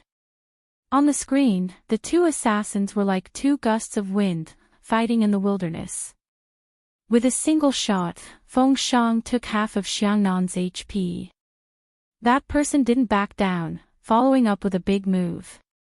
He retreated and jumped back to the tower, using a health pack to clear the soldiers. His speed was so fast that no one could catch him. The battle went on for more than 5 times. Each time, the two of them were evenly matched. The match, which was supposed to end in half an hour, had gone on for an hour. None of the players on the screen had died and the number of defense towers hadn't changed. Everyone watching felt like their eyes were having a hard time, not to mention the players who were constantly switching pages and maps. To be able to reach this stage wasn't just a test of survival, it was also a test of the map. In other words, during the battle, they had to constantly pay attention to the soldiers on other routes, eliminating them before they reached the tower. When they were clear, they had to be wary of the enemy's attacks. If it wasn't for their hand speed and familiarity with the map, they wouldn't have been able to do it. Some people were stunning the moment they started a battle. As for some people, the longer they competed, the more you realized how amazing they were. Be it Feng Shang or Xiangnan's players. Compared to their maneuvers, their left hands were tapping on the keyboard while their right hands moved the mouse. Their side profile was more attractive. At first, there weren't many people in this world who were working hard. After all, you and I both know that this is a world where relationships and looks are the most important. But when they saw the two of them, they felt that hard-working people were really handsome. The 10th battle took place on the high ground. Feng Shang took the initiative and caught the opponent red-handed. Lin Feng was instantly energized, waiting to see how Feng Shang was going to take the first HP. But at this moment, Qi Nemo frowned. "No. I can't." Bojo asked. Feng Shang had already cut the opponent into half. But in that instant, Feng Shang's fingers paused. Glancing at his screen. He was out of mana, which meant that he was out of mana. The game notification stated that without mana, the big move wouldn't be displayed, which was fatal in close combat. Xiangnan's player seized the opportunity, turning to lock onto him, activating his big move. Feng Xiang's hands moved swiftly, entering the bushes with a beautiful set of footwork. He avoided the fatal blow. Just as everyone was about to heave a sigh of relief, Xiangnan's player chased after him. He didn't give Feng Xiang any time to recover, locking onto him with his second skill, using his strongest attack. KO. It was the first HP since the start of the battle. The atmosphere was ignited. Xiangnan, victory. The first kill was the best way to boost morale, it wasn't wrong. That wasn't all. At this stage of the competition, the death meant the loss of the city. Feng Xiang watched as the timer ticked down, his fingers constantly switching the map, trying to see where the opponent was attacking. Xiangnan's player hadn't returned to the city, instead, he had used a wave of troops, using the blood-sucking knife to recover his HP, fighting his way out of the city. 9, 8, 7. Feng Xiang watched as the numbers jumped, gripping the mouse tightly, wishing that the time could move faster. Finally, it was 1. Feng Xiang was about to rush out when the sound of the city shattering came over. Silver shards fell from his hair. Feng Xiang froze in a daze. He watched as the screen in front of him darkened bit by bit.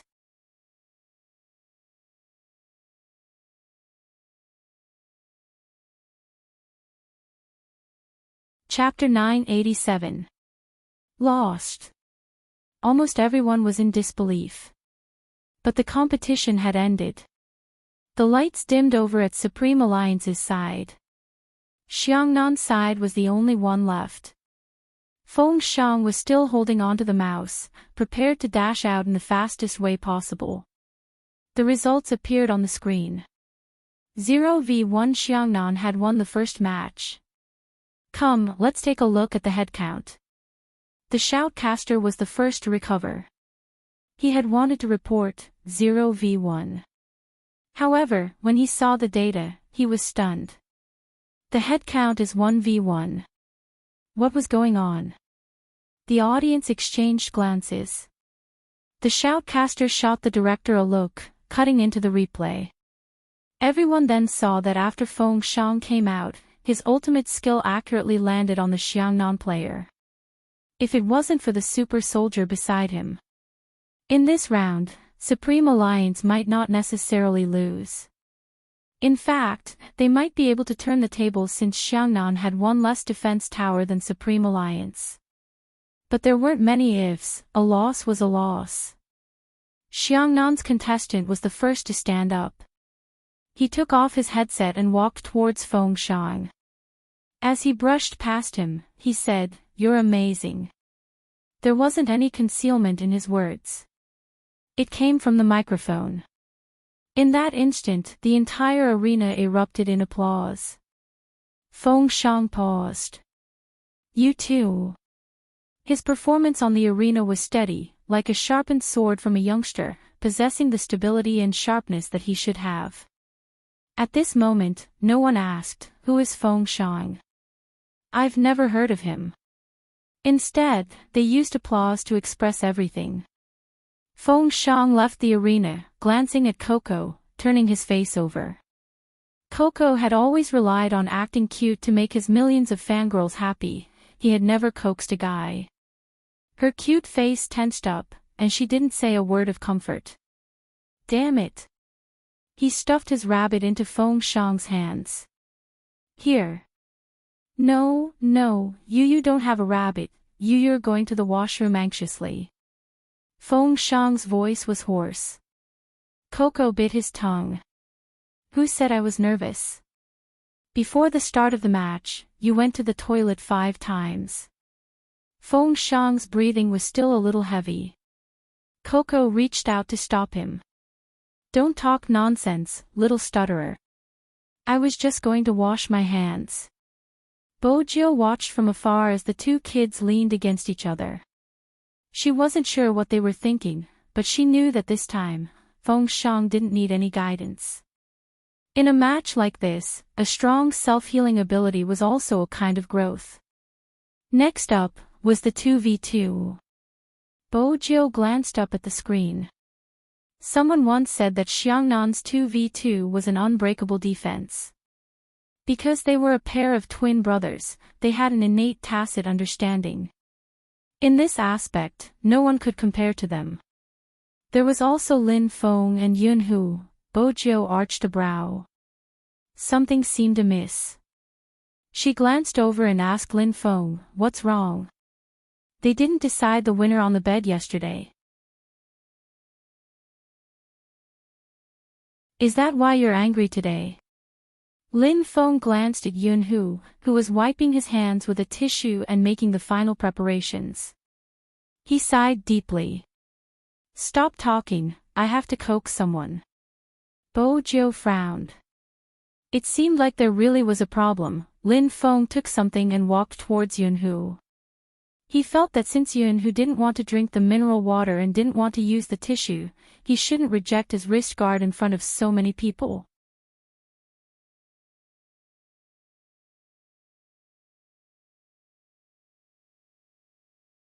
Chapter 988. Lin Feng's idea was good, but he didn't expect to see Yun Hu already wearing his wristband. It was a newly bought Nike wristband. Lin Feng, who wanted to take action, could only stand there stupidly with his wrist guard. He looked at the face that hadn't looked at him since he came in. His throat felt a little uncomfortable, and he had the urge to fight someone. Couldn't they be brothers just because they couldn't be lovers? Lin Feng was infuriated. What was he going to do? Take it off and wear mine. Yun Hu glanced at him but didn't move.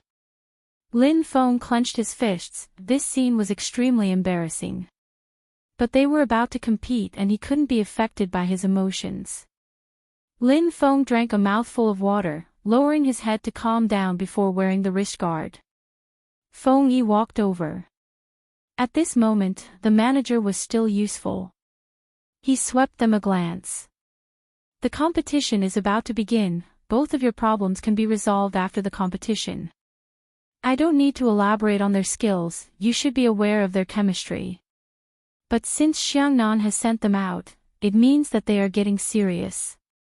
The 2v2 will determine if there will be a team battle, but you should know that neither Spade nor Qin Mo can participate in this round because in the team battle, other than the two of them, no one else can go against Zhao Jingluo's team. You have to win this round to continue the competition, and Supreme Alliance's hope will depend on you." Understood. Lin Feng reached out to remove the wrist guard on Yun Hu's left hand. Yun Hu couldn't help but glance at him. That fellow was tugging him and putting something on his hand. Yun Hu stilled when he saw the picture.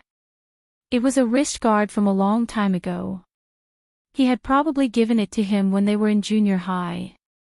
Back then, this fellow had been doing things that infuriated him every day.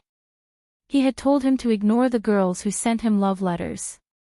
But he had been more concerned about them than anyone else, always sending them into his hands. Back then, Yun Hu hadn't been sure what he was thinking, but he had been annoyed. He was annoyed that this fellow was a busybody. Compared to that, he was more annoyed that this fellow had no morals at all. He would accept the snacks that the girls sent him. He wondered if the food he bought for him was not enough for him to eat. He bought a wrist guard, sprayed the word "reject" on it, and put it on that guy's wrist. At first, Yun Hu thought it was long gone since a certain someone had fought with him to pluck it. From the looks of it now, it wasn't that he didn't cherish it. He watched as the man put on the wrist guard seriously. Yun Hu thought. This time, he wouldn't make things difficult for him. He just couldn't like himself the way she liked him. In fact, Lin Feng was already very soft-hearted towards him. He had always known that. That was why he had reached out for a yard after being given an inch, thinking that he could have more. It was probably because he was always being watched. Lin Feng's old face was a little awkward. He muttered, "Even if I'm handsome, you can't look at me like that. What are you suspecting me of? Let me tell you, I must win this competition. If I win, I'll let you press me down." In that instant, Yunhu thought he had heard wrongly. His gaze sharpened as he asked hesitantly, "What did you say?"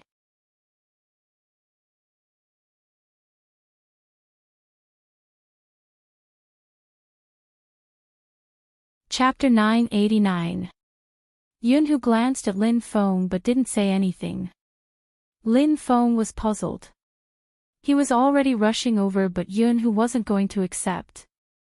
Seriously, voluntary. Yunhu interrupted Lin Feng's thoughts. Lin Feng replied. Yunhu tilted his head. "Are we going to your house or mine? We'll talk about this after the competition." Lin Feng lowered his voice. Yunhu retracted his gaze, glancing at the figure in front of him before glancing down at the wrist guard on his left hand. Next, he lowered his lids, opening his mouth to bite the corner of the wrist guard, tugging it upwards. His handsome face along with his actions sent the fans into a frenzy. This was simply a pink blush. The wrist guard was a gift from Lin Feng. Their almighty Yun had bitten down on it. Even though it was just a touch of his lips, it wasn't any different from biting someone. Lin Feng glanced over when he heard the noise. That was the scene he saw, his back trembling. Zhao Sanpang caressed his chin. "Supreme Alliance seems to be good at creating a CP, Captain. Why don't we do the same later? Isn't it just a wrist guard?" "Creating a CP depends on one's face," Beauty Luo replied lazily, poking him with her finger. Beauty Luo said lazily and poked him with her finger. "Your face is hopeless." Zhao Sanpang wanted to say something but Xiao Jing stopped him. Xiao Jing stopped him with one sentence. "Focus on the game." The 2v2 officially began. Lin Feng, Yunhu, and the Xiangnan twins were all seated in front of the computer with their headphones on. It was obvious that this was a 2v2 that everyone felt was evenly matched. After Feng Shang's style in the previous match, the analysts didn't dare to analyze it casually. The shoutcaster remained neutral. The score between Supreme Alliance and Xiangnan is 0-1. This means that as long as Xiangnan wins this 2v2, they will become the national champions once again. This match is undoubtedly the crux of the day. Supreme Alliance probably won't let Xiangnan win so easily. Lin Feng and Yunhu's teamwork is one of the best in the circle. Sending them out is the best formation Supreme Alliance has. Speaking of the best duo, I watched the replay of the last Supreme Alliance match. Qin Mo and Spade Z's teamwork is very suitable for this 2v2. But in this case, Supreme Alliance will definitely lose the team battle. Qin Mo has to stay behind to deal with Xiao Jing. That's the logic. Following the commentator's explanation, the game page appeared on the big screen. Both sides had chosen the same lineup, main damage dealer and warrior. A warrior's HP was higher than an assassin's, and it was also a test of hand speed. Through this competition, we can see that Supreme Alliance's players have more or less improved. In the past, each of them used to specialize in the same character. Now, it seems different. Supreme Alliance's performance is worth anticipating.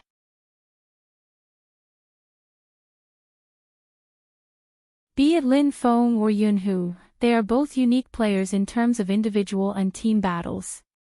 However, their speed seems to be slightly slower than Xiangnan. Indeed, he was almost there. Not because of anything else, but because of their teamwork. From the start of the competition, the audience had noticed the unusual teamwork between the Xiangnan twins. When the main damage dealer took down the red beasts, the warrior would move first and use his second skill to help. When the red beasts were left with less than half of their HP, the warrior would pull up and move to the bottom lane to clear the soldiers. This maneuver was much faster than the jungler. You're tuning into the LoveLore Library YouTube channel. We're so grateful for your support, and don't forget to subscribe to join us on this incredible journey through captivating stories. Your generosity through donations truly makes a world of difference, as it's the primary source of revenue that allows me to expand and enhance this channel for you. Thank you from the bottom of my heart for being a part of this adventure.